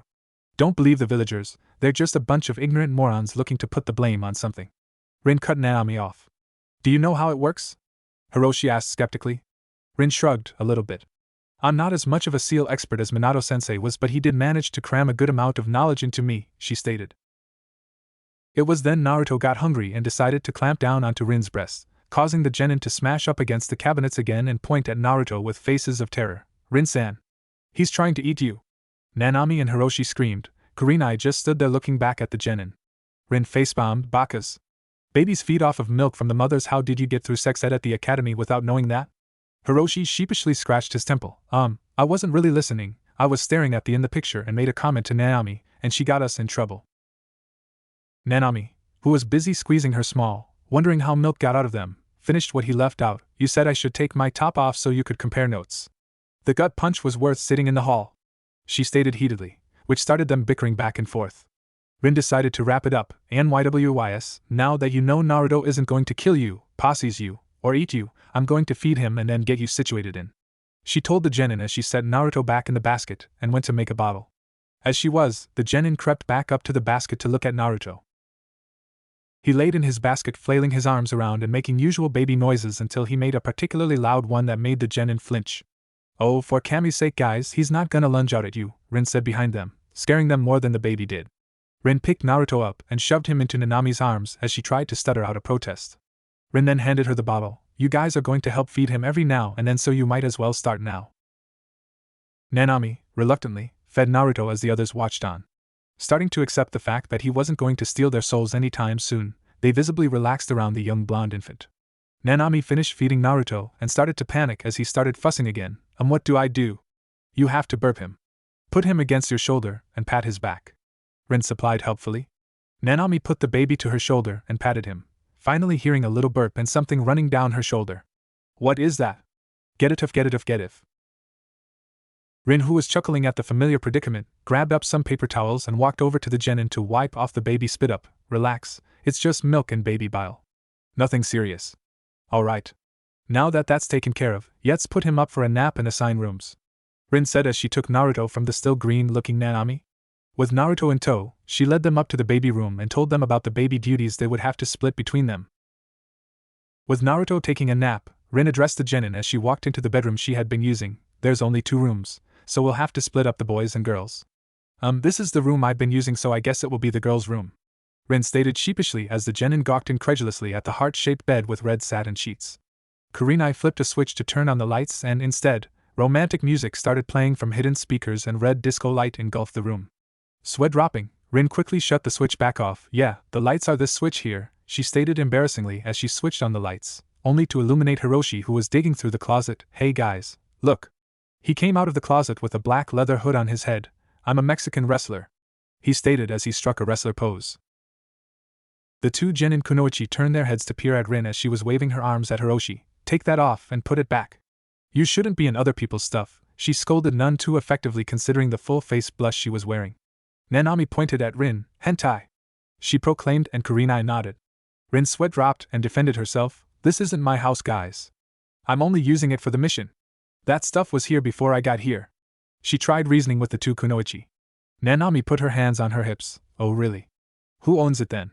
She asked skeptically. Jiraiya, Rin stated simply. Blinking a couple times, Nanami let out, oh, while Kurenai nodded with the same look of understanding. Rin's sweat dropped again. Really? Even the genin know how perverted he is, she thought before clearing her throat. Anyways, since the bed is well big enough for 3 people, we can sleep here and Hiroshi gets the smaller bedroom. Nanami spoke up again. Actually Rin-san, I can sleep in Hiroshi's room and you and Kurenai can sleep in this room, she stated without so much as a blush. Rin's eyes widened to the size of dinner plates. What? You guys can't do that. You're too young, she stated incredulously. Hiroshi, who had finally gotten out of the closet, shrugged at Rin. We've been sharing a room since the orphanage, so I don't see what's wrong with it, he replied like it was no big deal. But you're a boy and a girl. There's definitely something wrong with it, Rin fired back, not convinced. Nanami shook her head. Rin-san, we've been changing in front of each other since we were 6. It's nothing we haven't seen before, she replied casually. Hiroshi decided to add his 2 cents in with a devious smirk and a wag of his eyebrows. Or mind seeing again. He prodded fun at Nanami, earning him an elbow in the gut, which he took and kept laughing. Rin shook her head at their argument. A childhood couple, huh? Oh well. Alright, fine. I won't separate you 2 lovebirds. If you want to share a room, it's fine by me, she conceded, teasing them at the same time, which caused both genin to choke and blush. Alright. Now that that's settled, grab your stuff and put it in your rooms, then meet me back downstairs. We have some cleanup to do, Rin stated with a smirk. A few minutes later, the genin were lined up in front of Rin. Alright guys, as you can see, this place is a mess. Rin started taking her eyes off the genin and used her hand to direct their attention to the dirty house. She closed her eyes, imagining taking a nap. I will be taking a nap as I haven't had much sleep the last 3 weeks. Before I give you guys your jobs, are there any questions? I have one, Sensei Hiroshi spoke up. Rin came out of her little dream world and turned to the shinobi. What is it, Hiro? Her mind froze and she turned white as she looked at the genin. Why are there eye patches on the floor? He asked, a black lacy patch of material over his eye. Hiroshi. That's my dirty underwear. Rin screamed at the genin after her brain unfroze. Hiroshi's eye widened. Really? It's just a patch of cloth and a lot of string, he said incredulously, pulling it off his head and looking at it. He then turned to Nanami. Why don't you wear these? He pouted, causing Nanami to turn beet red and stutter. Give me those! Rin yelled, snatching her dirty thong out of his hands.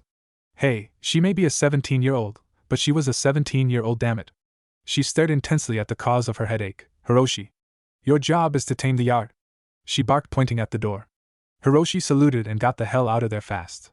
Nanami. Rin started, throwing the thong in her hands at the girl, who caught them with a horrified look. You do laundry.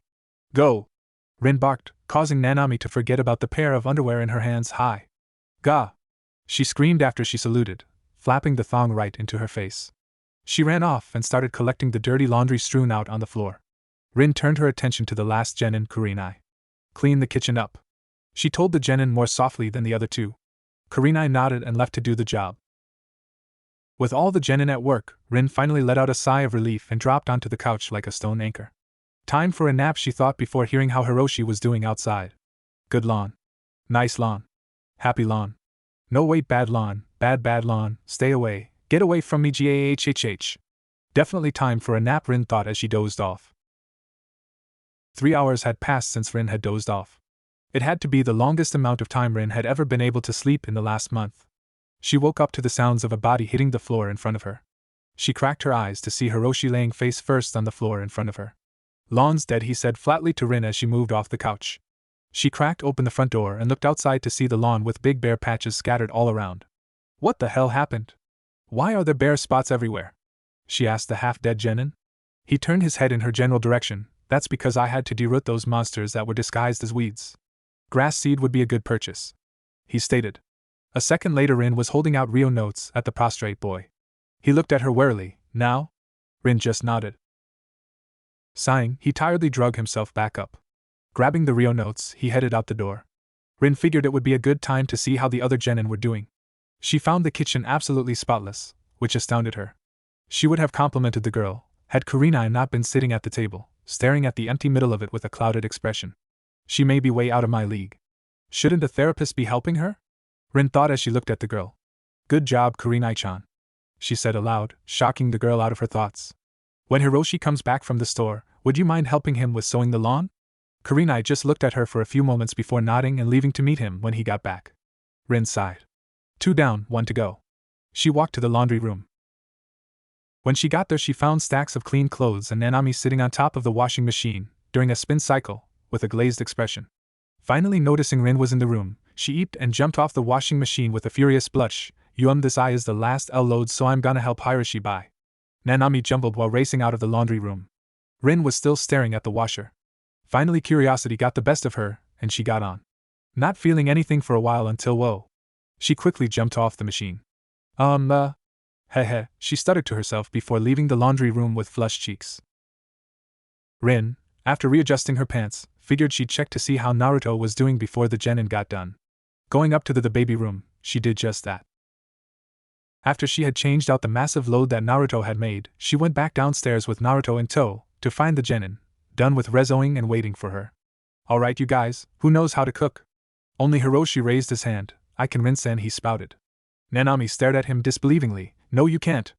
The only thing you made in the orphanage kitchen was a fire. He shrugged like it was nothing. I put it out now. She looked at him dumbfounded. You made it worse. To this Hiroshi just polished his fingernails while looking at her with smugness. Worse? Or better? Nanami couldn't help but slap her forehead. Rin immediately came to a decision and pointed at Hiroshi. You will not ever cook, causing his shoulders to slump. Rin sighed. I guess I'll be the cook then. Nanami, Kurenai, you help me. Hiroshi, you set the table. Let's make some lunch, she said to them. All three nodded and got to work. A while later, they were sitting down to yakitori and tsukmono on the side with green tea, while Naruto got baby formula. Everybody dove in after a hearty itadakimasu. The genin were pleasantly surprised. Rin-san could cook. Suga. This is better than anything I've ever had, Nanami proclaimed, Hiroshin nodding in agreement as he shoveled the food into his mouth as fast as he could, while Kurenai just gave a nod and ate at a sedate pace. Rin smiled at the compliments. It wasn't every day she got to cook for more than herself. After the main meal was done, Rin decided to get to know her charges a little better. Well guys, now that we have eaten, how about we fill each other in more about ourselves? She suggested to the genin. Nanami ached, Rin-san? Could you be more specific about what you want us to tell you? Rin took on a thoughtful pose before speaking up again. Well, your likes, dislikes, hobbies, goals. Also, considering I need to help you guys get back on your feet, your shinobi skills, what you need to work on, and more importantly, what the hell happened? She described rather bluntly. Hiroshi and Nanami slumped, knowing exactly what the last of her summary meant, while Kurenai seemed to sink in on herself. I guess I'll start then, Hiroshi volunteered reluctantly. Well, I'm Hiroshi. No last name. I like puzzles, geography, tonkatsu, and my best friend Nanami-chan. I dislike sashimi, prudes, and people who are full of themselves. My goal is to become an elite jounin. My skills are in strategy, kenjutsu, and traps. I don't know many ninjutsu, my taijutsu is average, and my genjutsu is next to none. Well, the reason Nanami-chan and I are here is because our Jonin sensei and third teammate were killed when a bunch of trees went down that night, and we kinda have a few problems left over from that incident that happened. He dropped down to a mumble by the end, but Rin knew exactly what incident they were talking about. Having a giant demon fox bear down on you like that would definitely leave you with problems. Rin looked to Nanami, who was staring solemnly at the table. Nanami, how about you next? Rin asked gently. Nanami looked up at her and nodded reluctantly. My name's just Nanami. I like exercise, swimming, sukiyaki, and my best friend Hiroshi-kun. I dislike fangirls, people who are full of themselves, and sushi. My goal is to become an expert in taijutsu and a jounin. My skills are taijutsu, short-range ninjutsu, and a little genjutsu. I could use work on more genjutsu, some longer-range ninjutsu, and I can always work on my taijutsu. I'm here because of the same reason as Hiroshi-kun. She finished sedatedly. Rin just nodded and looked to Kurenai. Can you speak to us, Kurenai-chan? Or don't you feel up to it? She asked the red-eyed genin. She just seemed to sink into her chair as she shook her head no. Hiroshi seemed to become thoughtful before he pulled a piece of paper out of his pocket and handed it to Rin. Sandame-sama said this was her basic information. Rin unfolded it and read aloud, Yuhi Kurenai. Age 14. No living relatives. Specialty in genjutsu and tracking. Weaknesses in taijutsu and ninjutsu. Sole surviving member of Team Himiko. Is all that correct, Kurenai-chan? She asked the teen. Kurenai just nodded, her eyes staring past them all as if she was reliving the events in her mind. Rin nodded back and decided letting them know a little about her wouldn't hurt. Well, I guess I should tell you about me as well. My name's Inuzuka Rin. I'm not an Inuzuka by birth. You two already know I'm an Umbu as a medic nin, and used to be a part of Team Minato. I like reading, gardening and herbology, and yakizakana. I don't like people who doubt Minato-sensei's work, arrogance, prejudice, and I'm not a big fan of bureaucracy. I specialize in medical jutsu, and have skills in taijutsu and defensive genjutsu. My real weak point is ninjutsu. Now aside from the mission, I have to get you back to snuff while you guys help me with watching the house and Naruto. Not only will I be helping you recover mentally, I will be physically preparing you for C-rank mission after your psyche eval is clear, so I hope you brought your shinobi gear with you. Rin finished, getting an unsure look from the genin towards the end of her rant. What wrong? She asked the genin, looking at the hesitance in their expressions. Nanami decided to speak for them. They took away all our kunai and shuriken for standard suicide prevention, she stated glumly. Rin frowned as she stated her thoughts on the idea. That's the dumbest thing I've ever heard. Your shinobi, for Kami's sake, if you really wanted to kill yourself you could just snap your own neck. Hell, they didn't even take your trap wire, did they? It would be child's play to loop it around your neck and jump off of something, severing your he. Rin-san. Arigato, but please stop. Nanami shouted at the morbidly rambling jounin while waving her hands in front of her to get her attention. Rin refocused on the genin to see them as white as ghosts. She sheepishly scratched her cheek. Gomen guys. Sometimes I do that. Anyway, we'll have to get you more shuriken and kunai now, won't we? You obviously don't look suicidal to me, so that ends now. We'll worry about that tomorrow. For now, let's get a few more parts of the house done before dinner. I'll keep Naruto in check and fix dinner. Hiroshi, I want you to work on the living room. Nanami, do the bathroom. Kurenai-chan, clean the halls and the bedrooms. She ordered the genin, getting a nod from them before they moved out. Rin sighed in contentment, before cleaning off the table. She stopped to look at Naruto, who was just observing everything from his basket. What do you think of them, Naru-chan? She asked the lively infant. He just scrunched his face at her, getting a chuckle from Rin. True, too early to tell. Though I can already see some of their personality quirks, she said to Naruto, more for herself than the infant. A few hours later. Rin couldn't believe it. The house looked clean again. No dirt, no used diapers, no dirty clothes, no overflowing garbages. Clean! She could dance, but she was getting dinner on the table. The genin, finished with their duties, looked at the food like wolves. Hiroshi was looking at the food like a desert victim looked at water. Is that shabu shabu? He asked, starting to tear up. Rin's sweat dropped. Yeah, it is GH. She yelped as both Naomi and Hiroshi latched on spouting praises. Rin always had a knack for cooking, but never really got to do a lot of it when she was in Umbu. Not to mention cooking for yourself was sort of depressing. So as much as the attention of the genins freaked her out, she definitely liked knowing people appreciated her cooking. You're welcome. Sit down and eat, guys, cause this is all the beef I bought. They didn't even wait for Rin to finish before diving in. Kurenai and Rin sat down and started eating at a more sedated pace, which didn't last for long, trying to battle Nanami and Hiroshi for their share of the pot. With bellies full, Rin spent the rest of the evening trying to appease the force that was Naruto, while the genin opted to watch, meaning they were forced to watch so they could do it later. Quicker than they thought possible, it was time for bed. Turns were taken in the 2 bathrooms and nighttime rituals were practiced before Nanami and Hiroshi went into one bedroom, while Rin and Kurenai went into the other. Getting into a heart-shaped bed with a 13-year-old kunoichi proved to be extremely awkward, especially after turning off the lights and hearing a buzzing sound coming from the closet, which turned out to Rin's embarrassment to be a female personal massaging device that Hiroshi must have accidentally turned on in his search. After that little bit of blushing, the two were finally able to settle in on the large bed, which let Rin think of the new twist in her situation. She was now in charge of 3 traumatized genin and a baby with the most powerful bijou in its gut. Though, now that she thought of it, she hadn't seen much in the way of trauma in the genin. She figured she should just count herself lucky that they weren't as traumatized as it was made to look like they were. Nanami and Hiroshi's room. Nanami was very comfortable, Hiroshi sleeping just inches away. They had been sharing the same bed since they were 8, so by now it was a norm for them. Hiroshi fell asleep like a log while Nanami listened to the crickets chirping outside on the summer night. Suddenly, they all seemed to stop chirping, and then the light from the window seemed to darken. Nanami grew stiff and started to turn towards the window. Her fear only worsened as she faced the window to see a giant demonic red eye staring back at her, whatever it belonged to, starting to growl. Nanami's breath hitched in her throat before the creature let out a vicious roar, followed by the room bursting into flames. Rin and Kurenai's room. Awawawag. Rin heard a blood-curdling scream from Nanami and Hiroshi's room. She shot out of bed and darted towards the room. When she opened the door, she found Nanami bawling her eyes out in Hiroshi's arms as he tried to comfort her. What the hell happened? Rin asked the only composed genin in the room. Hiroshi just said it straight, another nightmare. She's been having them for a few weeks now. She'll calm down after a while. Rin just nodded as her shoulders slumped. Nightmares. So much for being lucky, she thought, wondering how she was going to fix this. Nanami just kept sobbing and mumbling incoherently. Rin also heard Naruto crying, meaning the scream must have woken him up. She went to check on the infant, only pondering about why Nanami and Hiroshi were sleeping in one bed. A while after, the sobs seemed to die down, and Naruto was back asleep, so Rin went back to her room.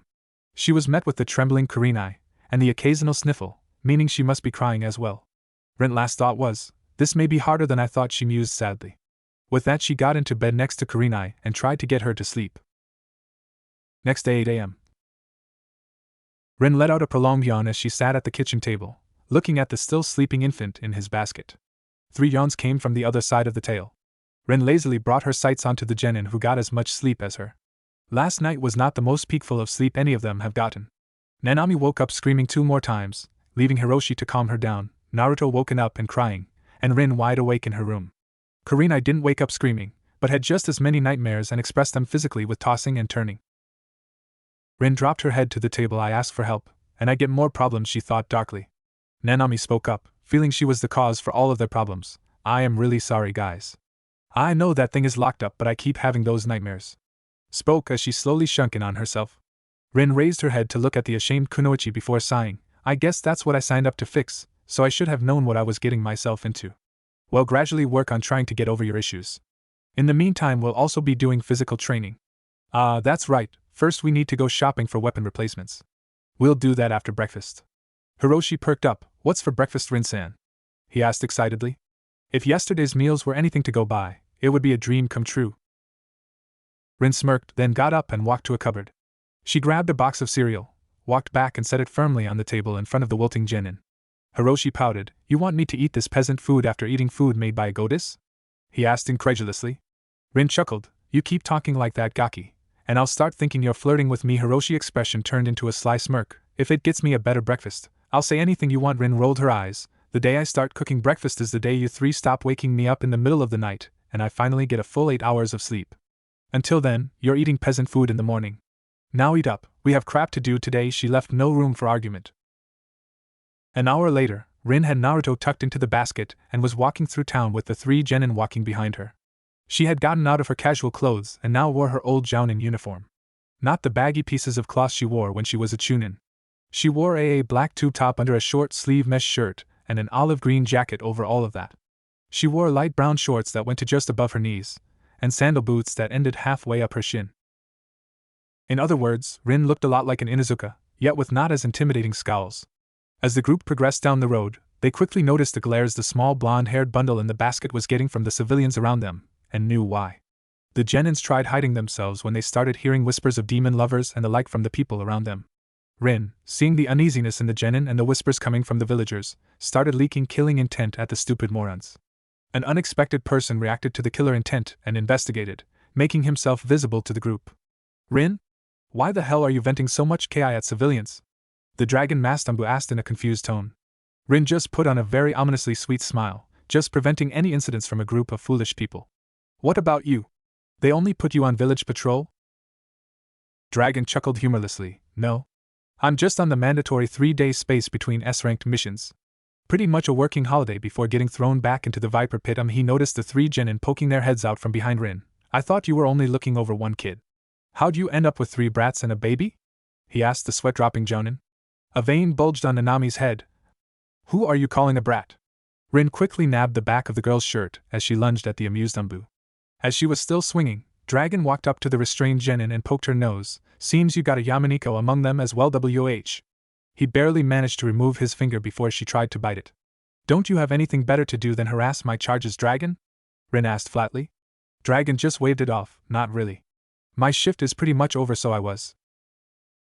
Rin shoved the basket into his arms. Good, you can accompany us and watch over Naruto for a bit. Dragon looked like he wanted to protest, but one look at Rin's disheveled state told him it would be like poking a beehive. His shoulders slumped, and he started walking with the group whilst looking at the baby. Doesn't look like the evil creature the rest of the village makes him out to be.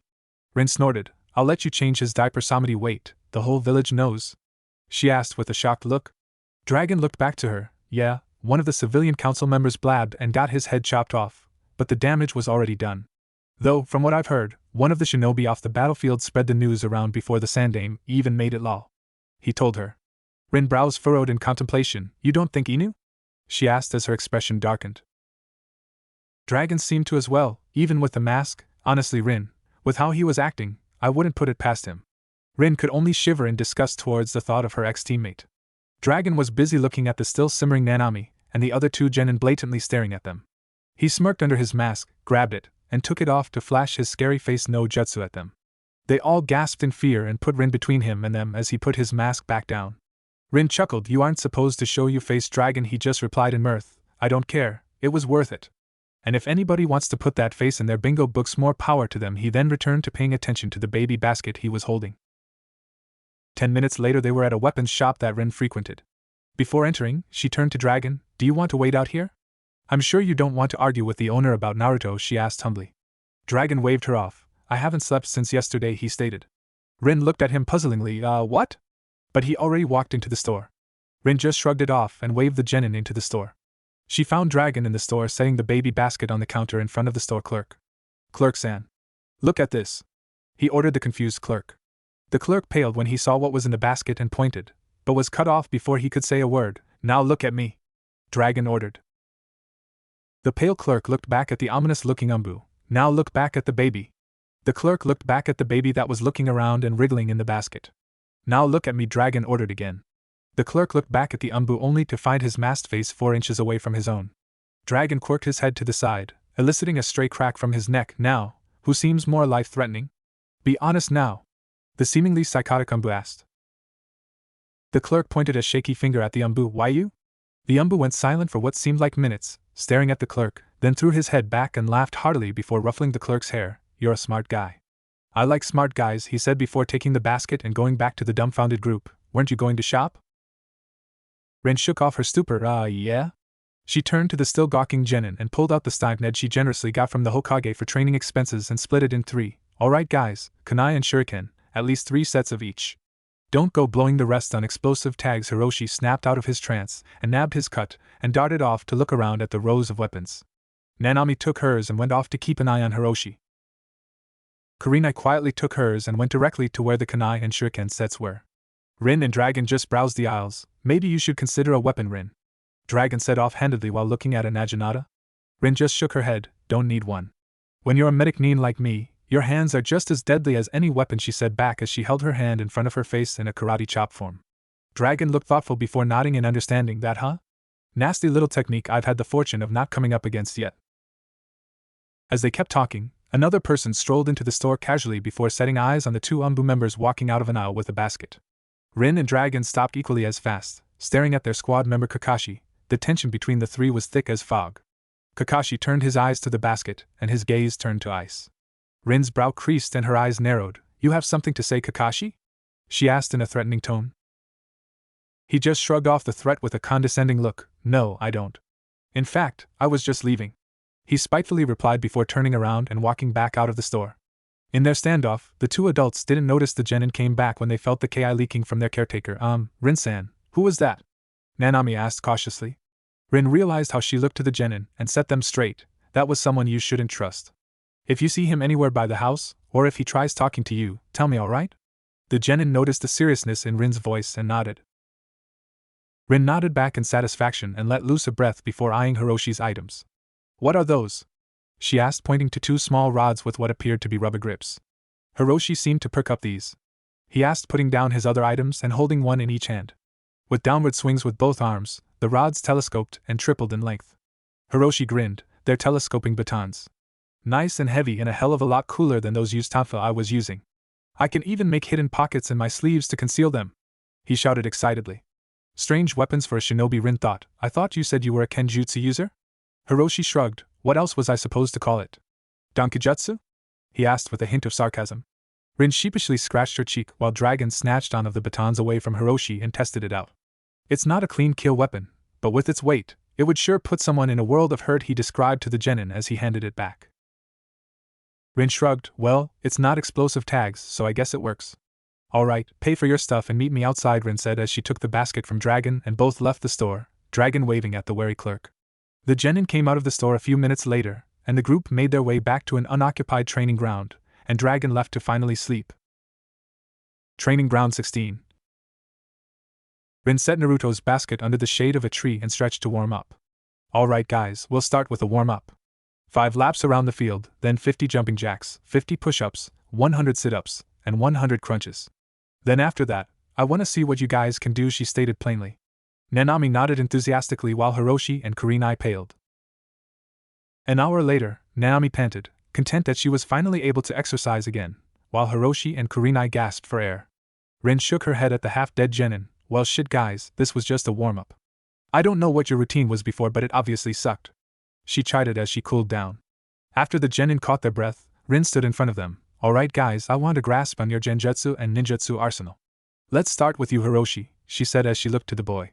Said boy scratched his nose as he replied embarrassingly. I only know the mandatory 5 basics from the academy. Rin's eyebrows rose. 5? I thought there was still 6 mandatory. Which ones do you know? Hiroshi listed them off with his fingers. Shunshin no jutsu, body flicker, kawarimi no jutsu, body replacement. Noanuk no jutsu, rope escape, bunshin no jutsu, clone, and henj no jutsu, transformation. Rin could only pinch her nose in disappointment. They removed the mandate from Kararemino no jutsu, cloak of invisibility? What the hell is wrong with them? Lowering the standards in the academy will lead to cannon fodder getting through and genin not being ready for their first C rank. Nanami decided to put in her own 2 cents. At least it's still keeping out all the fangirls, she said with a shiver, which the rest of her team shared.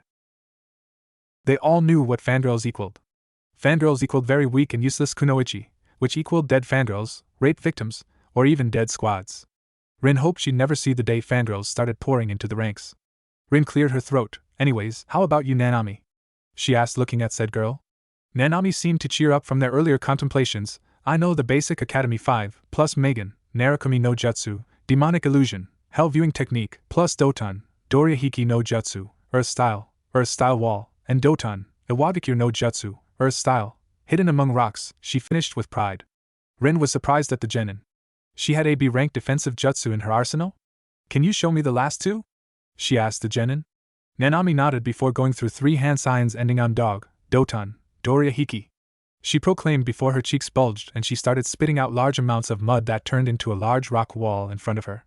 Once it had totally solidified, she clamped her hands into another sign before stating with her back against the stone wall and sinking/melding into it. She then reappeared on the other side of the wall. Rin was impressed. For a taijutsu fighter, she had a solid grasp on Doton techniques and used a precise amount of chakra to boot. Rin figured her chakra control was precise since the girl had low reserves, which was confirmed as Nanami walked away from the wall and dropped to a sitting position while catching her breath. I have to say, Nanami, I'm impressed. Where did you learn those? She asked the tired girl. Nanami gave off a prideful smile which faltered a bit when asked where she got them. Our old sensei figured I could incorporate them into my taijutsu and also play a defensive role for the group, she explained. Rin nodded approvingly. Doton is one of the most defensive affinities and can be a blessing when fighting particularly dangerous fighters. Me, for example, she stated as the genin looked at her puzzlingly. She lifted one hand in front of her, and it stated, emanating a bluish-white aura around her hand. This is called the chakra scalpel. It's a very useful technique for a medic nin like me because it allows me to do surgeries without even breaking the skin. It takes a lot of practice, but it can also be used for combat. Just by touching a certain part of the body, I can sever muscles, nerves, blood vessels, and damage internal organs without even leaving a scratch on your skin. Having a Doton technique take a blow for you instead of blocking a strike can mean the difference between life and death, she explained to the girl, who was now looking at her with awe. That's as deadly as the Hyuga clan's Jukin. Can you teach me that, Rin-san? The young kunoichi asked with hope in her voice. Rin's sweat dropped from the intense admiration the girl was giving off. Hey. Only someone with medic training could use the technique correctly. She gently broke to the genin. Nanami deflated a little bit before a new determination entered her eyes. Then I can become the squad's medic. Since I'm mainly a taijutsu fighter and the defensive position of the group, I could learn medical jutsu to fill another role. The genin stated excitedly. Rin quirked an eyebrow at this. Usually medic nins were dedicated healers and frowned upon filling multiple roles, since they were supposed to heal, not fight. Rin didn't want to shoot down the girl's enthusiasm, but she had to know what she was getting into. Being a medic takes a lot of hard work and knowledge. Plus you may have excellent chakra control, but you have a low reserve. Trying to fulfill 3 roles would be hell. Not to mention medic nins are usually dedicated in their field. She explained to the kunoichi. Nanami's determination never faltered as she smiled smugly. Well, that's what we're training for, isn't it, Rin-san? I just have to build my reserves along with my taijutsu. I can be the team's multi-role field medic. She stated like it was simple. Rin wanted to refuse but took a moment to think. I've never seen that much vigor in the girl. Maybe it will help her get over her problems, even if she doesn't make it all the way. And even if she didn't, she would still be able to treat wounds. Konoha could always use more medically trained nins as well. Rin played the advantages through her head before nodding. All right. But I want you to be able to name off every part of the body and be able to heal a person before I even teach you how to use the chakra scalpel. And I want your reserves tripled by that time as well, understood? She commanded. Nanami snapped to attention and slaughtered Rin, the excitement still in her eyes. Hi, Rin-sensei. This caught Rin by surprise. She guessed she shouldn't be. She was teaching and training them, as temporary as it may be. Anyways, now our unique situation, she said as she turned to Kurenai, who was looking particularly downtrodden. Kurenai-chan, I want you to use the genjutsu that you know on me, Rin said. Kurenai turned ashen at the thought of using genjutsu against her own sensei before Rin reassured her. I'm a jounin, Kurenai-chan. I will be able to get out of anything you can throw at me. Kurenai seemed to pout at Rin's reassurances before going through hand signs and glaring at Rin. The wind picked up for a second before Rin found herself in the training field alone. Rin nodded to herself. Megan, Nikoni Araizu no Jutsu, Demonic Illusion, False Surroundings Technique. A good foundation for a genjutsu user. Kai! She yelled, dispelling the genjutsu. Kurenai was a little surprised. Not that Rin got out of it, but that she could identify the genjutsu she used so easily. Feeling a little miffed, she immediately went through the hand signs for her other genjutsu. Ending on Ox, she burst into flower petals which attacked Rin. As Rin flailed around, the flower petals reformed into Kurenai, who had her arms wrapped around the waist of Rinsuna Tanuki statue. Her confusion faded when saw a flash come from beside her and looked to see Rin holding a camera with a toothy grin on her face. That has to be the cutest thing I've ever seen, Kure-chan. The Jonin cooed, this time snapping a picture of the raven-haired girl with clenched teeth, balled fists, and fire burning in her eyes. Of course Rin was trying to see if anger could get the kunoichi out of her impression of a monk. Apparently it didn't work, as Kurenai stomped back over to the other two genin, who quickly stifled their giggles and sat down in a huff. Rin ceased her laughter. Don't be that way, Kurenai-chan. I'm actually very impressed. I haven't seen that genjutsu used in a while. Genjutsu, Hanakairi Nuko, genjutsu, flower petal escape, am I correct? She asked the cooling genin. With a cute little pout she nodded her head. You know, Kurenai, it would have been stronger if you would have been able to proclaim the jutsu, Rin stated, hoping the genin would try quicker to talk. Hiroshi looked thoughtful at Rin's last words. Rin-sensei, why is it that some jutsus require hand seals and announcements, and some don't? He asked curiously. Rin happily answered the question. That is a very good question, Hiroshi-kun. And the answer is chakra memory, she said to the still puzzled genin. Rin went into lecture mode. Chakra is made of physical and mental energies, as everybody knows. What many younger ninja don't know is that their chakra networks and the chakra within retains physical and mental traits. In layman's terms, your chakra can remember a jutsu if you use it enough, making you able to shorten the sign sequence, forego the pronunciations, or possibly both, she stated, looking at the odd genin, but this depends on how much chakra, or precision, the jutsu takes. Smaller jutsus like the shunshin can be done without any signs or announcements, depending on the length of distance, in a matter of months. Bigger jutsus, like Nanami's Doryahiki, can take years of use before you can start shortening the sequences, but it just depends on how much you do, or are able to, use it. Genjutsu don't require a lot of chakra, but a lot more precision than ninjutsu. The chakra memory has to be near perfect before the genjutsu can be unannounced and still stick, and absolutely perfect before you can use one hand sign and no announcement, and have it work flawlessly. Kurenai could use it with no announcement, but had to use all the hand signs, and still it was not in tip-top form. She has only been working on it for a year and a half now. Foregoing the verbal announcements is one of the harder ways to shorten and conceal a jutsu after all. Nanami looked puzzled. If we have hand signs, why do we need the announcement? She asked Rin. Hand signs and announcements are one and the same, they are both physical and mental expressions. You use your brain and hands to make the signs, and you use your brain and mouth to say the words, appealing to both natures of your chakra to mold it into the jutsu you are thinking and expressing. The reason both are needed at first is because one action, hand signs, primes the jutsu, and the other action, announcement, discharges the jutsu. Gaining experience causes chakra memory to come into play, making less physical expression needed and just the mental aspect, meaning fewer hand signs will prime the jutsu, and thinking the name of the jutsu will discharge it. This kind of stuff takes lots of experience. As said before, Hiroshi looked like a light bulb went off in his head, which is why Nanami can use a Wagakure no jutsu without announcing it. Because she uses it a lot, and it doesn't take a lot of chakra? Rin nodded to the boy before quirking an eyebrow suddenly. She uses it a lot? She asked curiously. Hiroshi nodded vigorously. Yup. Heck, the day she finally got it down, we had to watch her at a quarry pop into one rock and out another at a quarry for 4 hours before Sensei finally caught her and dragged her back to practice ITI. He yelped as Nanami swatted him in the back of the head while sporting an embarrassed blush. Nanami seemed to have another question as well. What about the Hyuga clan's Kaiten and the Yandame's Rasengan? They didn't need seals, but they still announced them. Rin was ready to answer the question right after the genin finished. Those techniques are all chakra control and chakra manipulation. They're just taking raw chakra and forming it into a jutsu. Since it's just chakra, they don't need seals to turn it into a fire jutsu or something like that, and I don't think they really need to announce them either. I think they announce it as a sort of pride or respect for it, considering it takes a lot of hard work for a pure chakra manipulation jutsu. And since it's already formed, there's no harm in shouting it out, I guess. Rin said as she shrugged.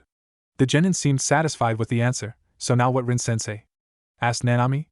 Now, taijutsu practice, she said with a crooked smirk. Nanami perked up while Hiroshi and Kurenai slumped down. An hour and 3 bruised genin later, she had a good grasp on their taijutsu. Nanami's was surprisingly good for a rookie genin, while Hiroshi and Kurenai were so average, they got the average-looking award for being so fucking average. It was to be expected, Rin thought as she fed Naruto under a tree. One was a Dankijutsu user, and the other was an aspiring genjutsu mistress. Taijutsu wouldn't be among their strong points or their biggest concerns. Hiroshi would only have to worry about taijutsu if the enemy got his weapons out of his hands, which was why weapon users are told to never ever let go of their weapons. It was the key rule of a weapon user, with the second being, When in doubt, aim for the crotch. She still didn't know why the hell that was a rule at all, let alone being the second one. Nandemo. Kurenai would only have to worry about taijutsu if her genjutsu failed her, and even then would probably retreat instead of fight hand to hand. Genjutsu users tend to be lightweights on the field and not the most physical of people, so no surprise that Kurenai would fall in with the category. While the average taijutsu could be overlooked, it presented Rin with clear problems. While she had one or two genjutsu she could teach Kurenai, and possibly help her with stealth, she had nothing else that she could think of to teach her. Possibly some first aid jutsu? She did have the chakra control for it. Nanami would be the easiest to train because she was adamant about learning medic jutsu and the chakra scalpel, meaning Rin could reform her taijutsu to complement the technique like hers did. So all in all she had her whole library of medical knowledge and combat forms she could teach the girl. But then there was Hiroshi. Rin had no experience with kenjutsu or donkijutsu or whatever the hell it was. He was a trap user, a strategist, and a baton twirler. None of them Rin could give any advice or training on. It showed how narrow her expertise and skills actually were. She would make a horrible jounin sensei if she ever lead a genin team.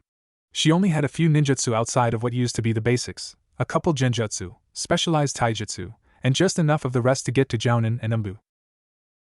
Rin seemed to reflect on herself and her career option in a not-so-majestic light. As a medic nin, she was always told that you were a medic first and foremost, and to leave the fighting to your teammates so you have chakra to heal them. Dodge, defend yourself, and heal. That was your job. Rin was quickly deciding it had to be the worst idea anybody thought of. Rin thought she could finally see the flaw the Sandaime saw decades ago in Tsunade's idea of having a dedicated medic nin on every 4-person cell, in the regards that, while the medic nin may be able to heal his or her teammates, and be able to defend themselves, it would cut the attacking force down to 3, or even 2. It creates a weak link in the team, someone not trained to their full potential. Like what happened the day Obito died maybe if she had been a combatant first, and a medic nin second. She looked at Nanami, who had just got done thoroughly handing Hiroshi his ass. Not a medic nin, a multi-role field medic? Huh. Maybe the genin aren't the only people that need training. She mused deeply before setting her attention back on the genin, putting a smile on her face. Good work, guys. Now I have a good grasp of your skills. In the next few days, I'll be setting up your individual training. Until then, we'll work on general physical training, chakra control, and teamwork building. Can you all do tree climbing? Rin asked, eliciting a nod from all the genin. Good. We're going to play treetop tag, grumble. Hey, after we have lunch, she finished in mild embarrassment to her own stomach, grumbling. With that, the group got up and went to look for a restaurant. The next day, 11 a.m. Rin was heading towards the Hokage Tower.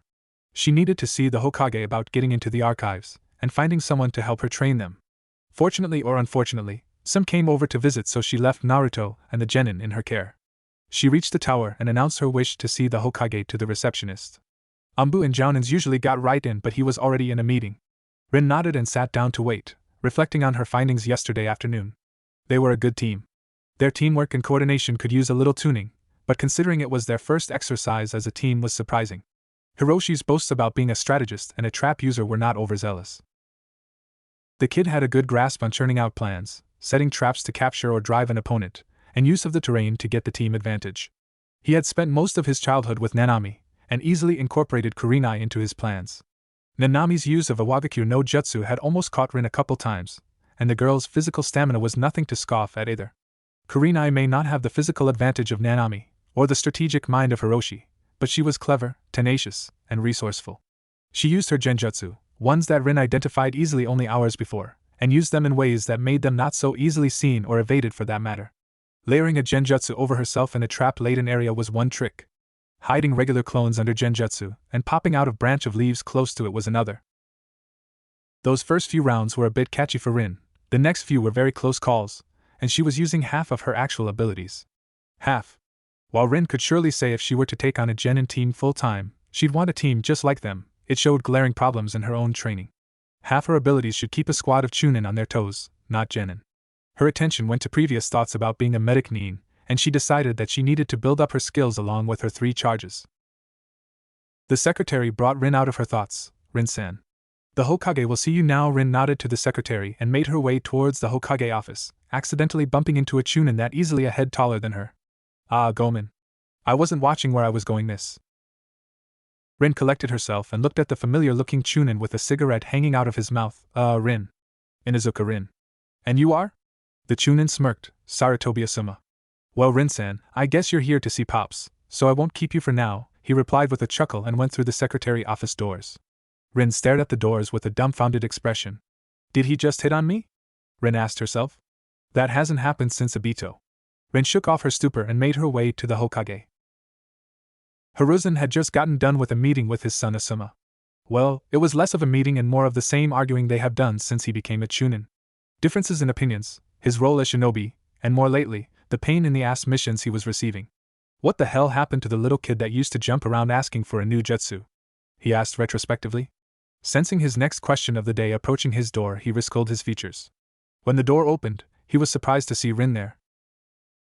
He had only seen her a few days ago, so what could have happened in that time? Had she stumbled upon his genius? Rin-chan. I'm surprised to see you this quickly. Is there something wrong? He asked as she sat in the chair across from his desk. Rin looked nervous, no and yes, Hokage-sama.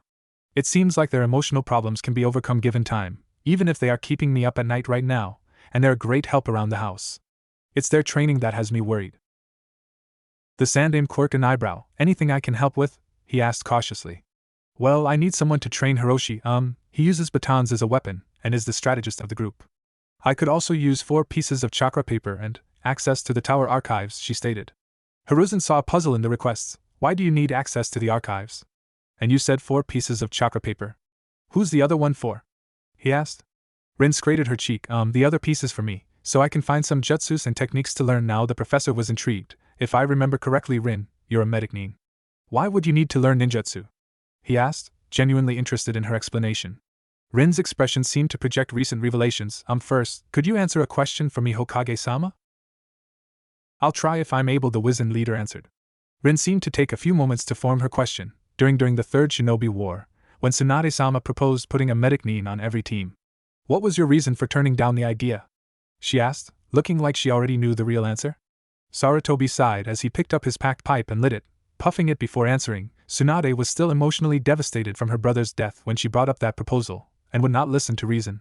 Having a dedicated medic nin on each team would bring the fighting force down to 3, against a full 4-man combat force. It potentially could lead to more fatalities than could be saved, had we implemented that proposal. And I have a feeling you already knew that, and plays a role in why you are here now. The Sandaime stated to the sheepish Jounin. Mana. I've found out how narrow my skills are when trying to train my charges. Hiroshi I can't help with any of his skills, and Kurenai I can only teach a few genjutsu, and that's about it. Nanami is really the only one I can really give thorough instruction to, and that's because she wants to learn medical jutsu and pick up my chakra scalpel, and the taijutsu for it. She already plays the role of defense on the team, and she figures she can be the team's multi-role field medic. I think she can do it. But it still leaves the other 2, she replied, feeling a little frustration. Hiruzen grinned. So you want someone to help teach the other 2? And you want to train yourself to be more than just a medic nin because your skills are limited and want to fill a bigger role. He summarized her explanation. That about sums it up, Hokage-sama, she agreed with her leader's summary. Hiruzen nodded before thinking deeply. Batons and strategy. A devious smirk grew on his face. I may be able to help you, Rin-chan. He might not be available all the time, but I'm sure you could scrounge up some other people to help you as well, he said with what sounded like a hint in his voice. You might want to try teaching other things that complement their specialties as well. After all, not all training is physical, he stated as he grabbed 4 pieces of paper out of his desk. Rin looked incredulous. You have chakra paper in your desk? What else do you have in there? The old Hokage's eyes went wide as he slowly waved his hands in front of himself. It would boggle your mind anyways. I'll call ahead to the archive room and tell them that you're coming. Keep anything you copy safe. Good luck, he said as Rin got up to leave. She bowed. Thank you, Hokage-sama. It means a lot to me, she said as she rose and left. After she did, the Sandaime's attitude did a 180 as he rubbed his hands together deviously. Yes, I have the perfect gaki to help. Payback's a bitch, Masuko. A few blocks away, a cigarette-smoking Chunin felt like he should argue with his father over something, but he didn't know what. He shrugged and walked off. Hokage Tower Archives. Rin sighed as she looked at the charred piece of paper between her fingers. Katan, huh? Once of the most offensive elements out there. Not very appealing for a defensive position in a squad, while maybe not totally unappealing, she continued to think to herself as she sat in the archives. Katan was the second most enduring nature to throw at someone, the first being Doton. While wind, lightning, and water disperse, fire tends to stay around until the chakra is depleted, or even cause secondary fires. Enemies aren't very willing to walk through a wall of fire to attack a retreating squad. Maybe it was a good thing after all. She got up and started browsing the sections for fire jutsu. Considering this was the country of fire, there weren't as many in the archives as one would think. This was due to the fact that most of the more exotic and high-power ones belonged solely to the Uchiha, and considering their attitudes towards the rest of the village, it was obvious they weren't keen on sharing anytime soon. This left only the very common ones and the ones that people like the professor himself have invented, to be in the archive. She came upon Gokaki no Jutsu, way too common, too slow, and not large enough. Hozenka no Jutsu just takes the grand fireball and makes it a lot of weaker versions. Though, it would be good as a distraction, she thought compromisingly as she continued on. She came across 4 other jutsus that were even lower in rank and usefulness, causing her to grind her teeth in frustration until she came across 2 scrolls that made her stop dead in her tracks. Katan, Tepamaizu, Fire Release, Flash Flood? Katan, Karya Enden, Fire Release, Fire Dragon Flame Missile? She asked herself. She took them over to a desk and started reading. A grin formed on her face. They were both B-rank techniques, fast, and a wide area of effect. They were perfect. She started copying the instructions into another scroll. Once she finished, she started searching for more things that could help her. After all, she wanted to at least try to play a part in some of their development. Next morning, October 29th, near Rin's temporary residence. Asuma trotted down the street towards the destination his father gave him after the two argued for a half an hour. Apparently, his father's idea of a joke was to take him off missions completely and tell him to help a jounin train some genin. Why the hell can't they train their team themselves? This is why I could never see myself taking on a genin squad. Too much damn work, thought the blunt chunin as he stuck a cigarette between his teeth and fumbled around for his lighter. Before he could even light it, he found himself at the address he was told. He looked at the homey little 2-story house and had one thought: what the hell is a genin team doing here? As he walked up to the door and knocked. The door opened and an intimidating woman with a baby attached to her exposed breast. The obviously Inuzuka woman looked him up and down with a predatory grin. And what can I do for you? Asuma was a little uncomfortable under her gaze. Hokage-sama sent me, he responded. Some grinned at the ammo he just gave her. About damn time he sent the stripper. Well, get in her and start shaking that chisel, as she said happily. Asuma's sweat dropped. No, I'm here to help train the genin, he stated. Some put on a shocked face. Train them to be strippers? They're a little young, don't you think? She asked incredulously. Asuma was starting to get annoyed. No. To train them in combat, he replied. Some put on an incredulous look. Combat? Just what kind of strip club are you sending them to? A vein popped up on Asuma's head as he hissed through his teeth. I'm not sending them to a strip club. This just fueled some to go on. So you're sending them to a bordello? I think combat would be one of the lesser things to teach them in that case, she stated exasperatingly. Asuma just slapped his hand to his forehead in frustration. No! I'm not sending them to a bordello. Sim's face lit up in mock realization. Then it must be an S&M club. Now I can see where the combat training comes in handy, Shej said with a sage-like nod of understanding. Asuma gritted his teeth just a little too hard, and the cigarette filter between his teeth was cut in half. No. I am training them in combat. For missions, he hissed through clenched teeth. Sim put her free arm on his shoulder. You look stressed, stripper-san. How about I lay down, and you give me a massage to make the tension go away? But I should warn you, no happy ending. I'm a married woman after all, she harassed the chunin. By this time Asuma looked ready to blow a gasket. Then Rin's voice came from the kitchen. Who are you talking to, Nei-san? She hollered to the front door. Sim turned around to answer her. Some hunk of a stripper came to conscript your genin into his S&M escort service.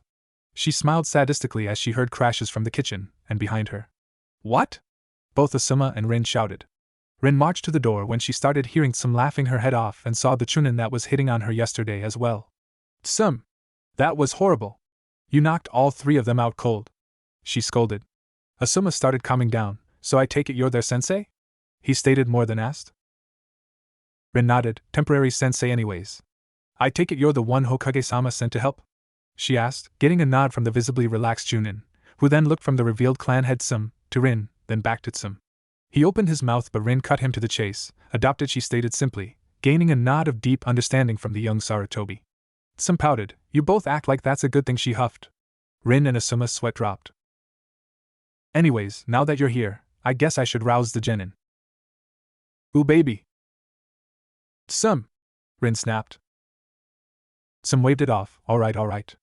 I see you want to have some fun with your gigolo. So she pulled Naruto off of her with an audible pop. Leaving her breast exposed. Here you go, Nachan, she said, handing off Naruto to Rin. I have to get going. Are you getting a good view? She asked the Chunin, who got caught gawking, who immediately turned his head with a blush. Sheesh, kid, you act just like your old man.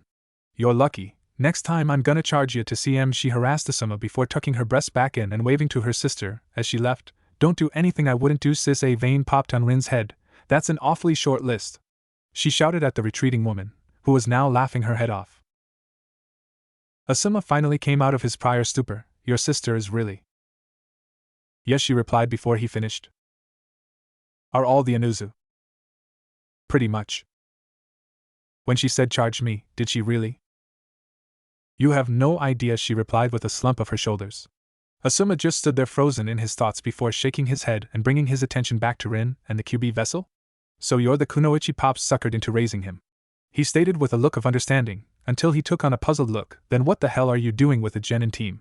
He asked. Rin breathed a deep sigh, a story worth sitting down for.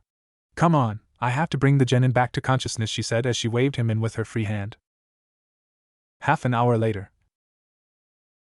Asuma couldn't help but chuckle at the predicament Rin was in. First, raising a controversial baby, then rehabbing a Genin team for the free labor. I have to ask Rin-san, what are you going to get stuck with next? He asked humorously while sticking a cigarette in his mouth, which was quickly nabbed out by Rin, obviously a chain-smoking, perverted Chunin. She fired back at a sheepish Sarutobi before crushing the cigarette. These things will kill you, she chided. Asuma chuckled. If I'm lucky? What's the average lifespan of a shinobi again? He asked. Rin slightly grimaced before answering, 21. Asuma nodded. If it gets to 40, I'll think about giving it up. Anyways, the Genin? He directed towards the now fully conscious trio picking themselves up from around the kitchen table.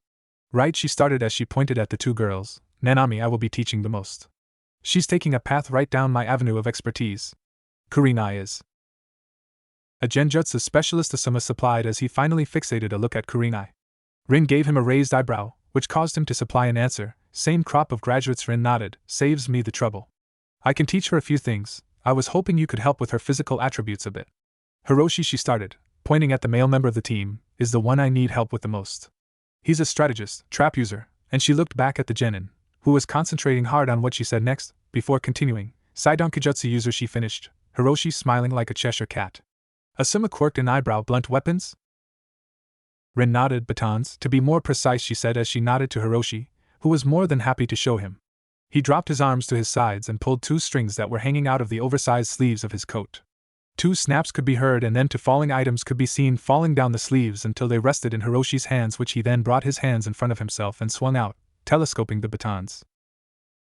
Asuma chuckled. I'll give you a 10 for the bitch and draw, but it's going to take some definite jury-rigging work to try and make a style for them. It's not exactly a tonfa and it's not a knife, but it would take moves and strikes from both. Traps is all experience, physics, and creativity.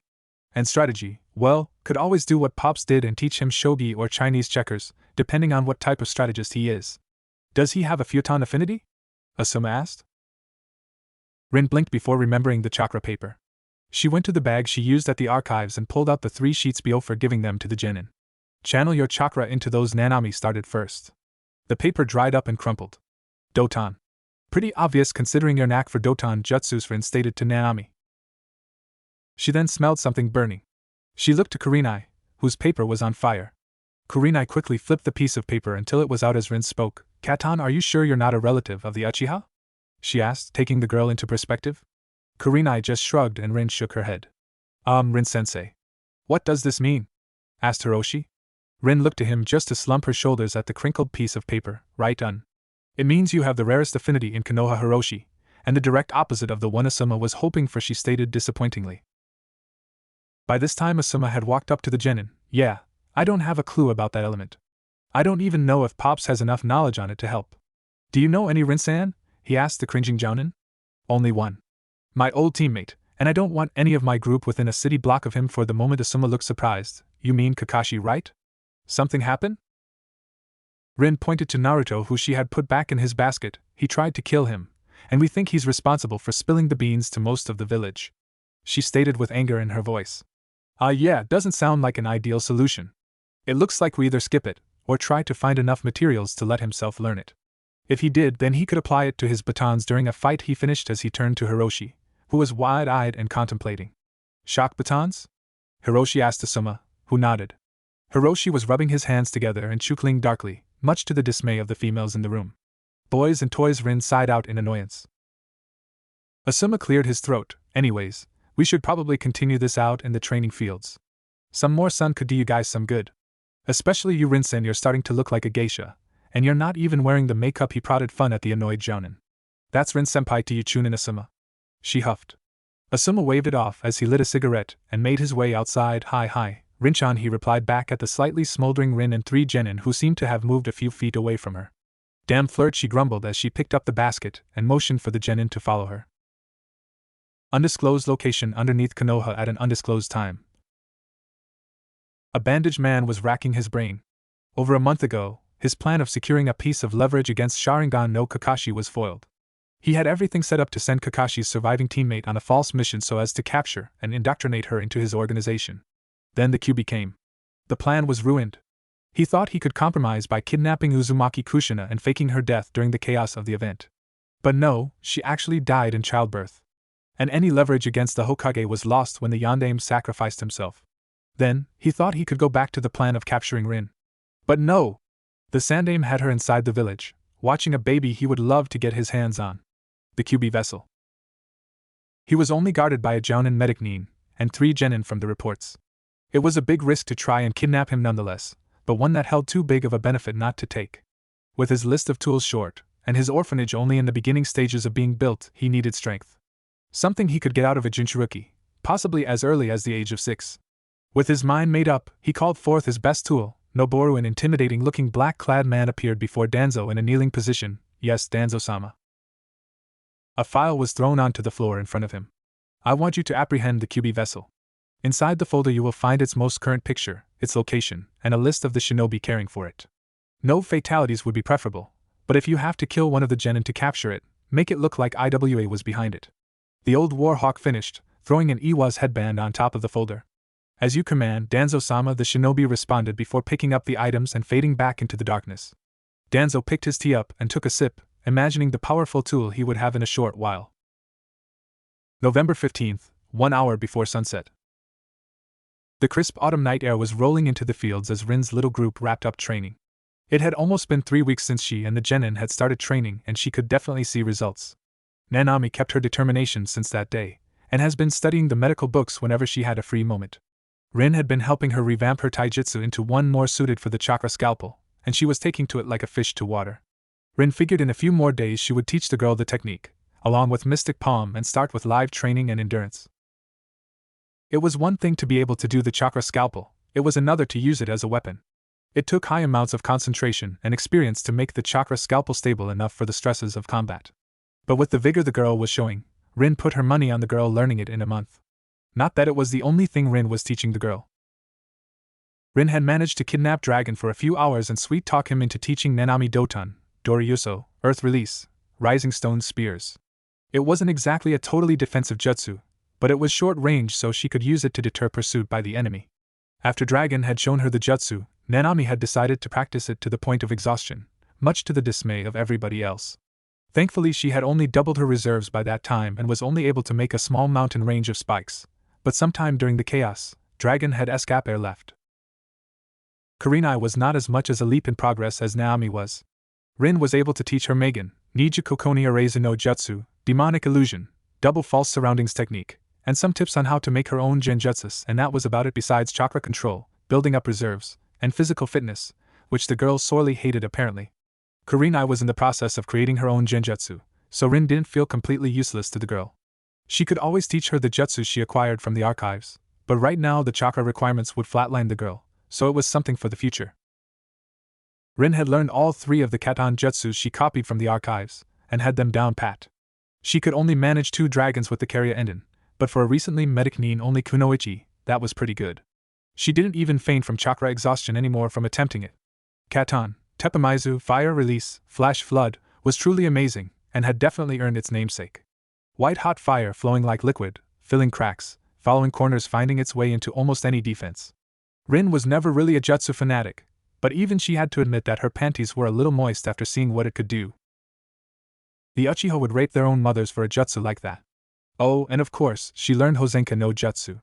but it paled in comparison with the first two. She had also taken up the tanto. She figured she wore the damn thing in Umbu for the last year and had no idea how to use it. True, she used the chakra scalpel as her weapon, but it would be foolish to rely on something that takes chakra. She might run out, or she might get in a fight with someone who could hinder her chakra flow. A fight with a Hyuga would be a clear example. So she would have a backup in case. It never hurt to learn something new anyways. But as much as she had started rounding herself out, none of it helped with the last genin. Hiroshi. Hiroshi was a sore spot for Rin. She had nothing she could teach him besides the basics. A monkey could teach him that. Achoo! Rin looked up to see Hiroshi frantically wiping his face off with the sleeves of his coat and Asuma rubbing his nose. Akami Asuma-sensei! That's disgusting. Cover next time, will you? Hiroshi complained. Asuma sheepishly scratched his cheek. Gomen Hiroshi. Some cute girl must be talking about me. Asuma Rin thought with a bit of resentment. Since the first day, Asuma had grown on Hiroshi like a fungus, and vice versa. Putting herself in Hiroshi's shoes, she could understand why though. Being in a house with 3 girls, and the only other boy being not even 2 months old would be kind of a downer, even if Nanami was closer to him than Rin had seen any sort of friends be. So she couldn't fault him for wanting to have another male to talk to. It was what Asuma was for Hiroshi that irked Rin. That being the perfect teacher. Asuma was a godsend for Hiroshi's choice in weapons, to the point the two of them already had a rudimentary style for fighting with batons. In strategy, Asuma was teaching him Go, Chinese checkers, and shogi, but that was just the cake, not the icing. The icing was he had learned of Hiroshi's love for geography and swung him into a whole new category of strategy. Asuma would bring over topographical maps and simulate mock battles on them, making Hiroshi use geography in his strategy. Blow this bridge, ambush this supply line, dig in here, reinforce this front, and so on. He also used Hiroshi's trap skills with this in hot exercises. Where to put up traps, what kind, and how many. Then they would see if the plans worked. As much as Rin loved to see a paint-covered Asuma, she realized she felt something she hadn't in a while. Jealousy. Inuzuka Rin was jealous. She could do nothing for Hiroshi, while he could do everything.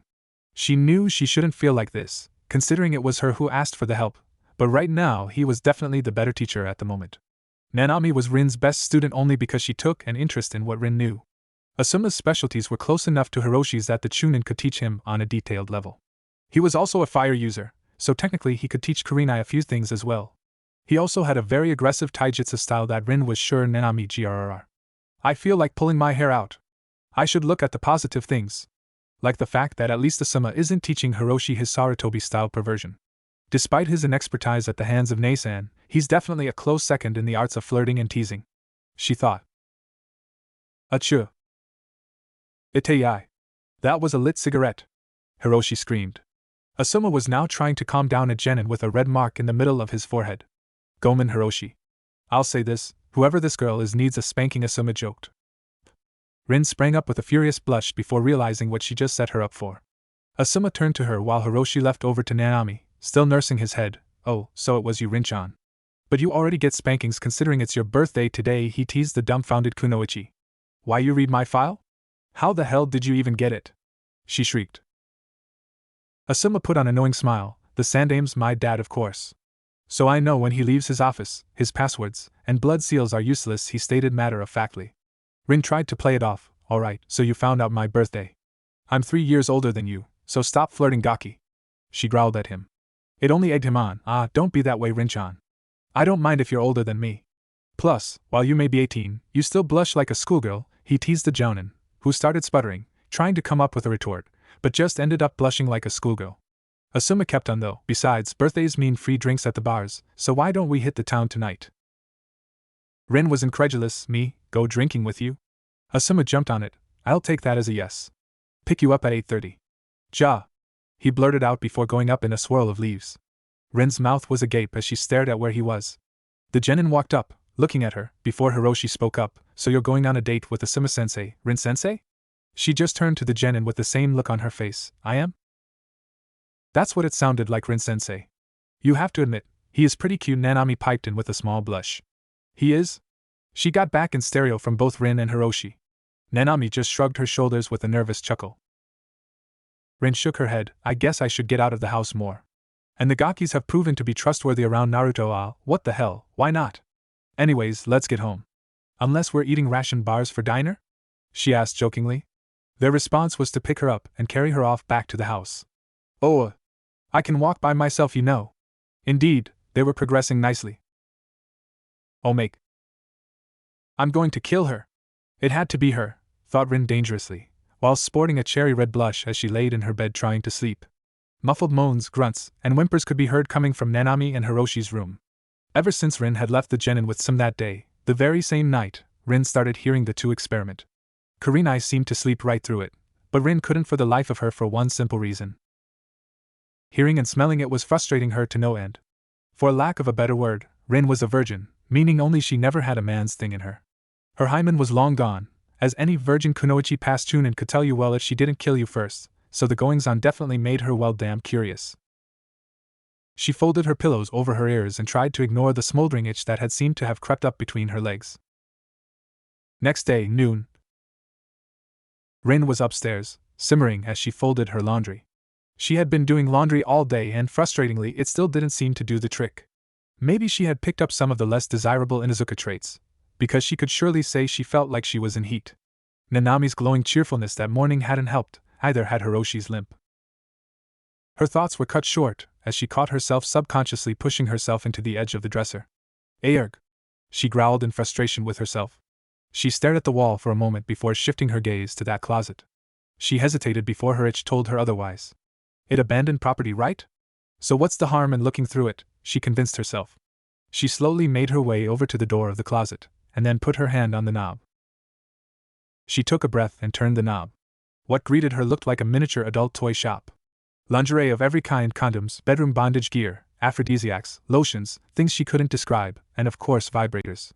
Heat radiated off of Rin from a full-body blush as she forced herself to look through the vibrators, still in their boxes. She mechanically turned her head to one called the rabbit. With a shaky hand, she picked up the box and clumsily opened it, pulling out the alien-looking device.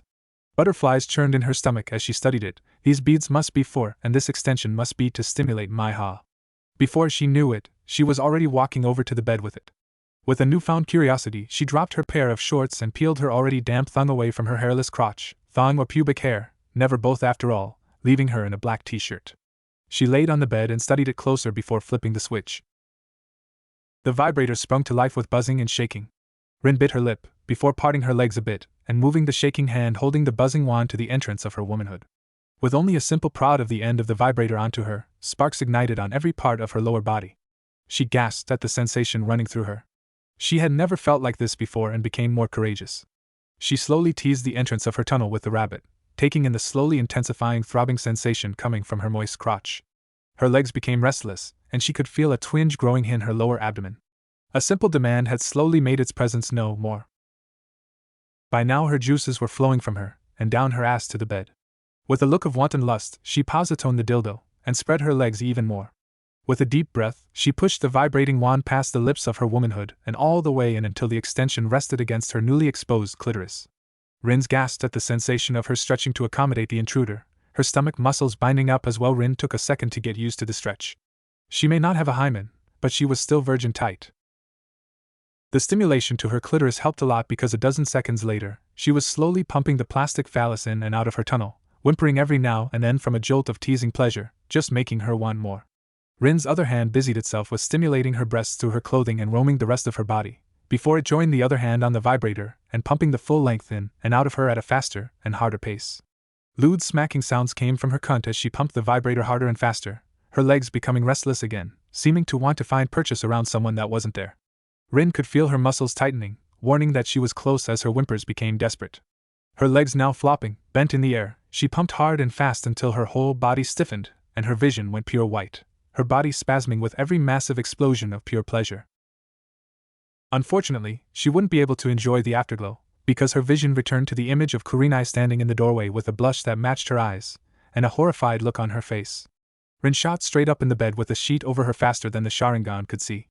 Unfortunately for Kurenai, she knocked almost everything off the bod in the process, including Kurenai's pillow. Thunk. Bzzzzzzzzz. Kurenai went from red to white so fast that Rin was amazed she didn't lose consciousness. Kurenai bolted over to the pillow, pulled out a vibrating sock, and ran out of the room. Rin had a pretty good idea what it was. Definitely going to kill Nei-chan GGGH. She reached down and turned off the vibrator, then pulled it out of her aching cunt and looking at the sticky instrument. With a light blush, she stuck it into her mouth and licked her juices off before concluding, "I taste pretty good." With that, Rin got herself dressed and went to the bathroom to clean herself up, taking her new toy with her. November 15th, 6:30 p.m., outside Rin's house. Noboru had waited all day for Rin to be away from the target, and he finally found his opportunity, as she had just put Naruto to sleep in his room and left back downstairs. He revealed himself from his hiding spot across the street from the house and made a beeline towards it while staying as quiet as possible. After getting tangled by a few nasty weeds, he finally made it through the yard and scales the wall to the second story. Downstairs, Rin was cooking while contemplating the date she had been shoved into. Sometimes she felt as if she was gullible, or something. Oh well, it's not like it's a romantic meeting or anything, she thought before she spied the baby bottle sitting on the counter. Shit, I forgot to feed him. She picked it up and called out, "Kurenai-chan, could you go and feed Naruto quick? He'll just wake up fussing in 10 minutes if he isn't, and I can't leave the kitchen," she asked the genin who was sitting at the table. Kurenai nodded, took the bottle, and made her way to Naruto's room. Upstairs, Noboru finally cracked the seal Rin put up to keep villagers, and the like, out of Naruto's room. Quietly, he opened the window and slipped through. He made his way towards the crib and brought out the picture. That's him all right, he thought. He went to pick up the infant, when the door opened and a young girl entered the room carrying a baby bottle. When she saw the unfamiliar shinobi looming over Naruto's crib, her eyes widened and she dropped the bottle to start going through hand signs. Noboru, seeing that she was going through hand signs for a jutsu, quickly went for his tanto and made a thrust for her heart. Kurenai immediately stopped the sequence and, acting on instinct, put her hand in front of the incoming weapon. It traveled right through her left hand and into her shoulder instead of her heart. Well into the throes of the effect of adrenaline running through her, she quickly grabbed the wrist of the hand holding the tanto, holding her enemy in place as she did the only thing she could think of given the situation. She cocked her leg back and let it fly as hard as she could right between his legs. Had he not been so preoccupied with trying to pull his arm away from the genin, he might have been able to block the overly simple attack. But as it stood, he was clutching himself, trying to will away the pain, which was where his root training came in handy. Kurenai took the window of opportunity to run over to the now crying infant, and snatch him up with her good arm and attempted to make a dash for it. Attempted. Noboru was blocking her path and quickly recovering. She was trapped, she couldn't do a jutsu with no hands, and she needed help. With all her will and the fear of what might happen, she forced herself to remember the gift of speech and screamed, "Ararayan-sensei." Right before taking a sandaled foot right into her face, sending her into the adjacent wall as she held tightly onto Naruto to protect him from the impact. Downstairs, Rin was busying herself with dinner. Some jounin might have complained about being made to cook in this situation, but for Rin it was quickly turning into a hobby.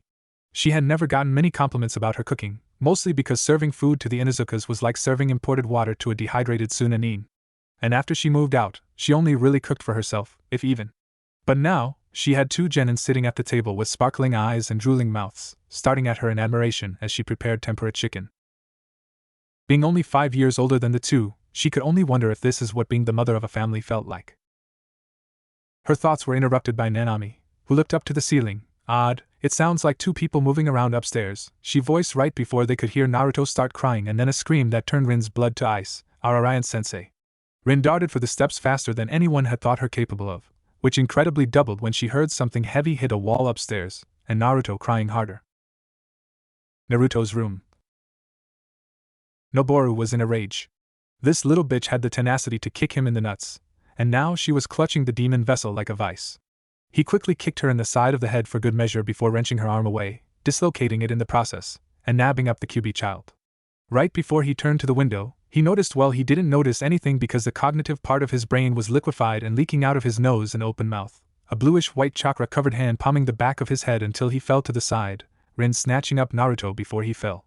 She looked from the wailing infant to Kurenai and looked horrified. Kurenai was a total mess and barely conscious, her eyes threatening to roll up into her head. Rin could hear the other two genin had caught up. "Nanami!" She barked at the shocked genin, "Take Naruto and follow me to the hospital," she ordered as she thrust the wailing infant into Nanami's arms. She checked over Kurenai to see whether she should treat her here or at the hospital. Unfortunately, she had too many injuries and Rin was still low on chakra from training. She picked up the blood-covered genin bridal style and turned to Hiroshi. "You go to the Hokage and tell him what happened," she barked at the still-frozen genin. He snapped out of it, "H-high," he replied before shunshining out of the house. Rin and Nanami did the same, putting as much of their chakra into the jutsu as they could to get to the hospital faster. Rin reappeared a block away while Nanami was 3 blocks behind. As much as Rin wanted to run for the hospital right there and then, Nanami was carrying the reason for the intrusion in her arms, and Rin knew she wouldn't stand a change in hell if the kidnapper had a partner. When Nanami finally caught up, they both ran the rest of the distance to the hospital. Running through the hospital doors, she made her way to the reception desk. "I need a room and a second medic need immediately," she yelled to the nurse.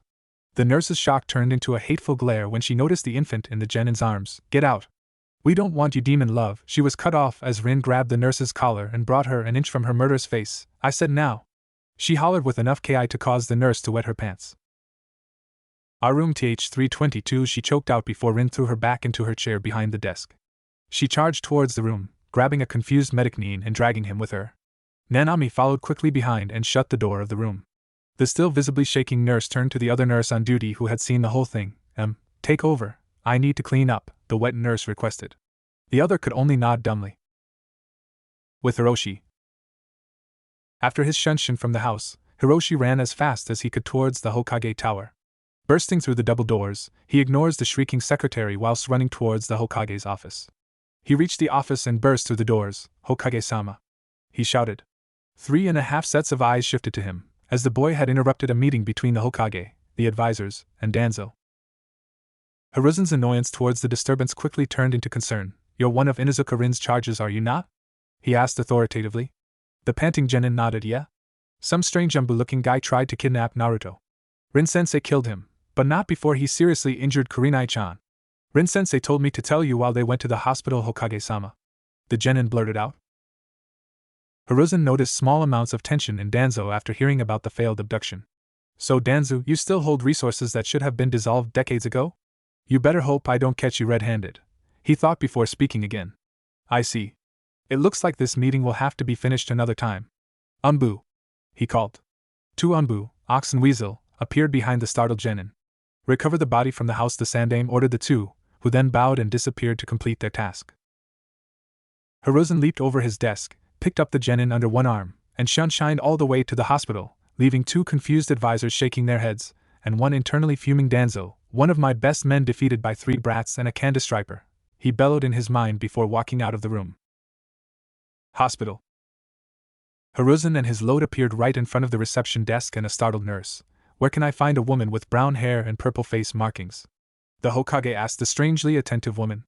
The nurse, hearing the description of the woman who quickly downed her coworker, quickly spoke up. "Room 332, Hokage-sama," she supplied. With his answer, he nodded to the nurse, let go of Hiroshi, and went to find the room, Hiroshi right behind him rubbing his elbows mumbling something. Finding the room, he opened the door to find Rin and another medic Nin, pulling a tanto out of a young Kurenai's shoulder and hand. Said girl had fallen unconscious due to the blood loss and head trauma. Sarutobi couldn't help but cringe at the genin's condition. Seeing it wasn't a good idea to interrupt the treatment, he found a seat next to an exhausted Nanami holding a squirming baby Naruto, Hiroshi sitting in the seat on the other side of her. The observing crowd watched as Rin and the Shanghai medic mended Kurenai's hand and shoulder back together, flinched greatly when they relocated her shoulder, and nearly fainted/puked as they realigned Kurenai's nose and mended her head and facial injuries. An hour had passed by the time Rin was done and the other medic left. Kurenai's left side was swathed in bandages, her blooded dress discarded, with her head wrapped in gauze too. The bandages were more to keep the closed wounds safe and sterile until they strengthened to avoid reopening the wounds. The Hokage rose from his chair with Naruto, wisely snatching him up a half an hour earlier as Nanami nodded off and slumped forward. The Umbu he sent to retrieve the body had reported to him 20 minutes ago that it appeared to be an IWA shinobi, which made him grow concerned that maybe he was wrong about his insinuations, and more importantly, that IWA knew about Naruto. When Hiruzen asked why it took so long to recover the body, the Umbu replied that it took a while to clean up the man's liquefied brains all over the floor. "So, Rin-san, is she alright?" the Hokage asked the kunoichi. Rin looked absolutely exhausted and knees looked ready to buckle. While she may have been training in the past 3 weeks, and her chakra reserves have gone up considerably, today's events were a little too much. She flopped into a bedside chair before replying, "No permanent injuries, but she's going to be in pain for the next few days. Do you know who Hokage-sama?" she asked the wizened leader. Umbu said he was an IWA shinobi. "Do you have reason to believe otherwise?" he asked, hoping to gain insight. Rin nodded. He had a red headband. "Only elite jounins and Itsutsukige's personal guard wear that color," meaning he should have been able to put up more of a fight than he did. His clothes didn't match that standing either. Also, the plate was almost unscathed, probably taken off a dead genin. Lastly, the tanto. She picked up the tanto covered in Kurenai's blood. It was basically a black, straight piece of metal with a leather grip wrapped around the steel handle. This is a Fire Country design. An IWA shinobi wouldn't be caught well dead using it. Whoever he was, he didn't fight the Third Shinobi War, I'll tell you that much. So who would it be? She asked again.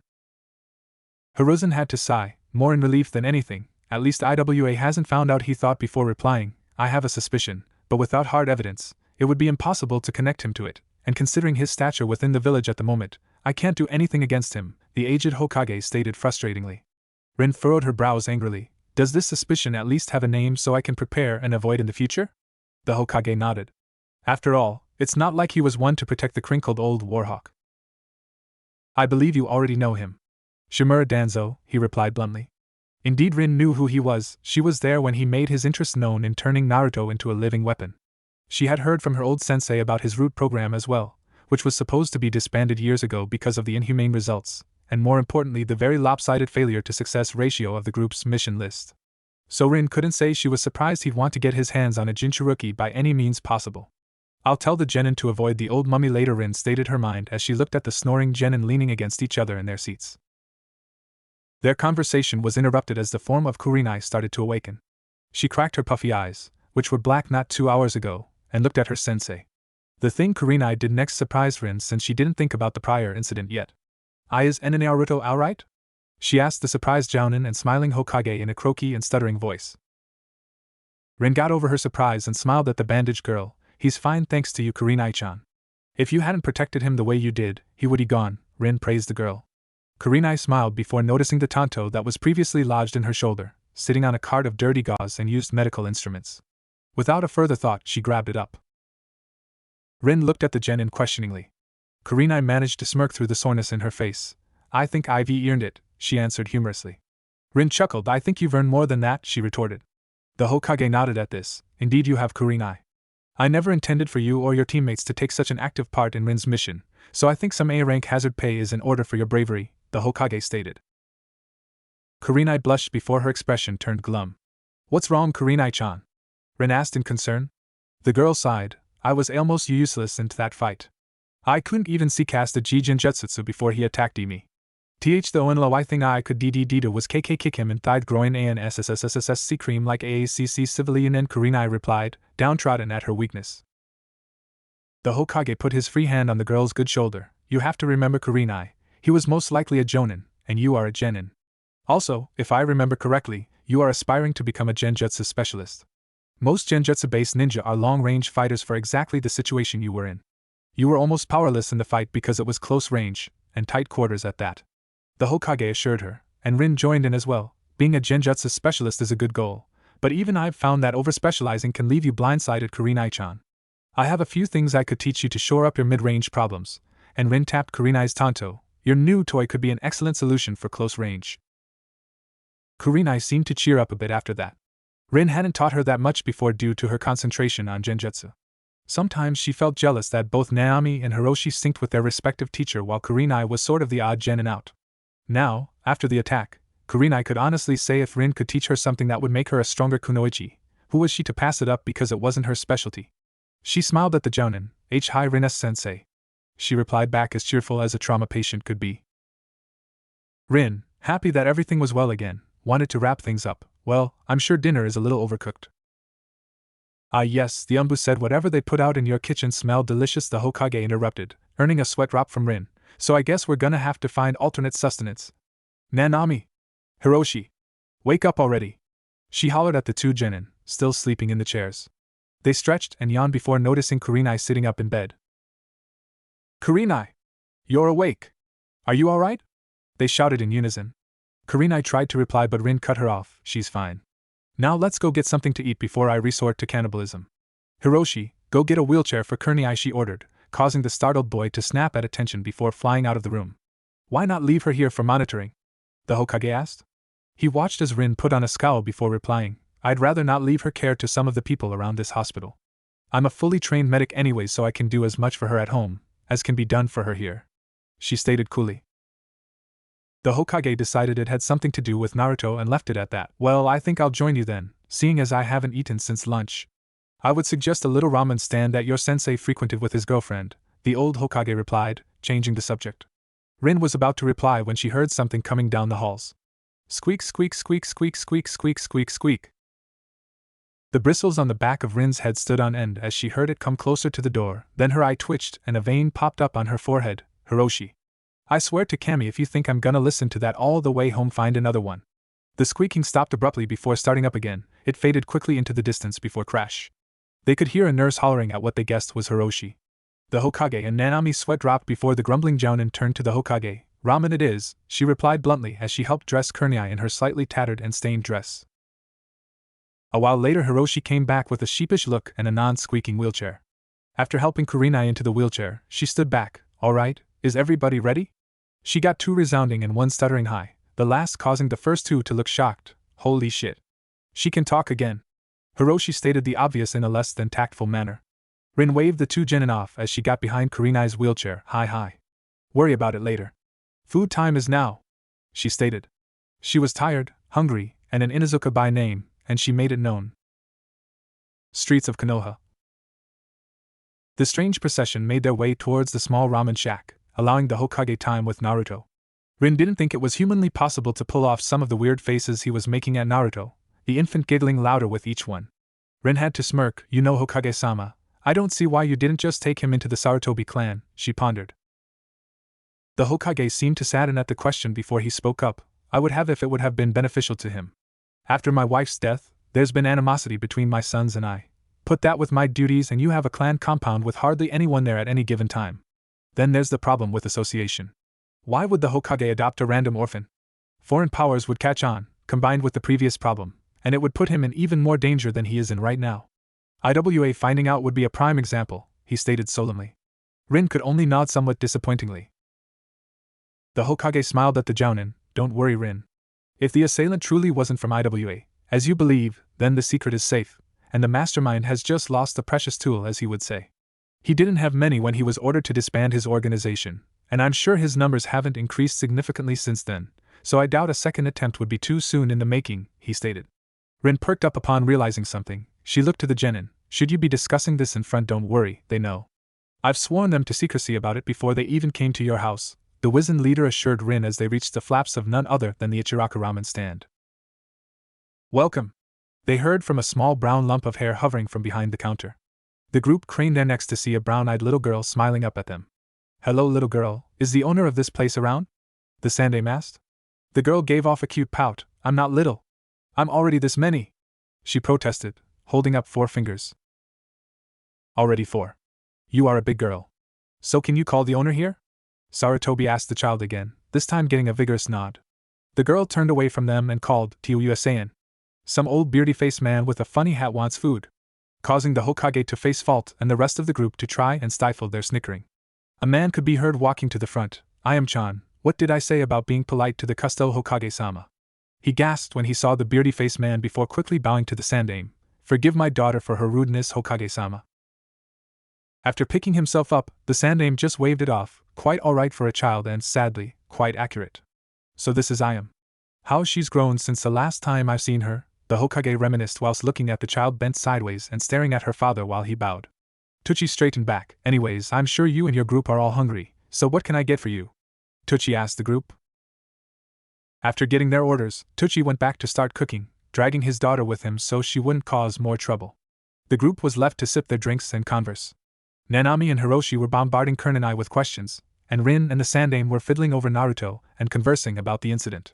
As the conversation went on, the Hokage remembered something. Before I forget. I'll send Kurenai's payment tomorrow morning along with your weekly payment, Rin, the Hokage informed the Jounin, who nodded in response as she helped Kurenai reach her drink.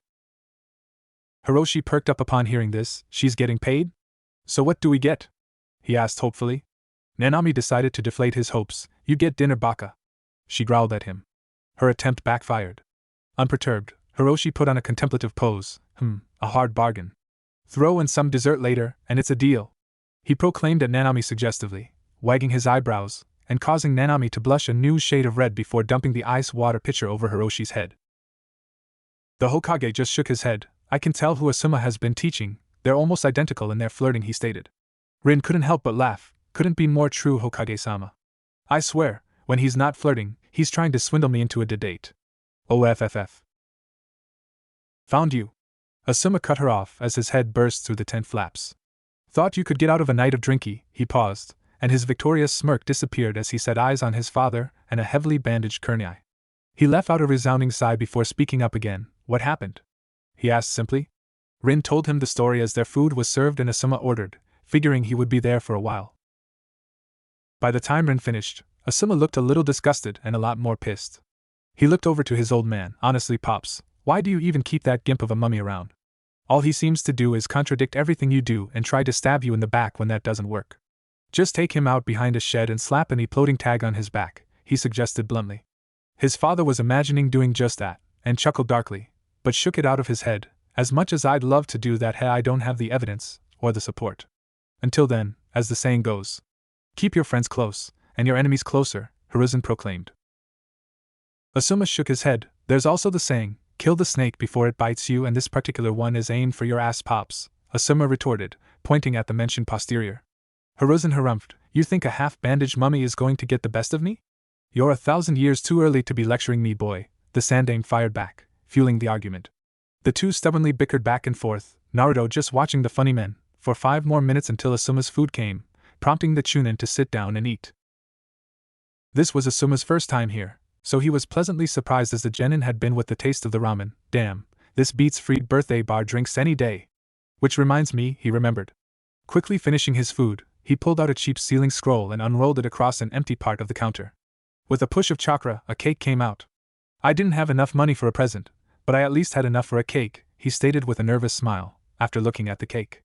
Everybody else was too busy staring at the cake with a mix of blushes, bloody noses, drool, and a look of pure shock and horror on Rin's face. Why is there a naked picture of me on this cake? She hollered in anger. True to her observations, there was an expertly made, icing-scribed, picture of her naked form on the cake, obscenely straddling the cradle in the middle of it. Asuma nervously scratched his cheek. Yeah? The only bakery open at this time of night was an erotic cake store in the Yamanaka district. I kinda pulled a prank on the owner back in my genin days. Looks like she got me back, ha ha ha. He chuckled in a cold sweat. Rin slammed her head into the counter, eliciting a happy giggle from Naruto. She was too tired to chase him down and kill him. And really, it was kind of poetic in her exhausted state of mind, a birthday cake with a picture of her in her birthday suit. Sighing, she resigned herself to the awkward situation. Just light the fucking candle so we can get it over with, she groaned.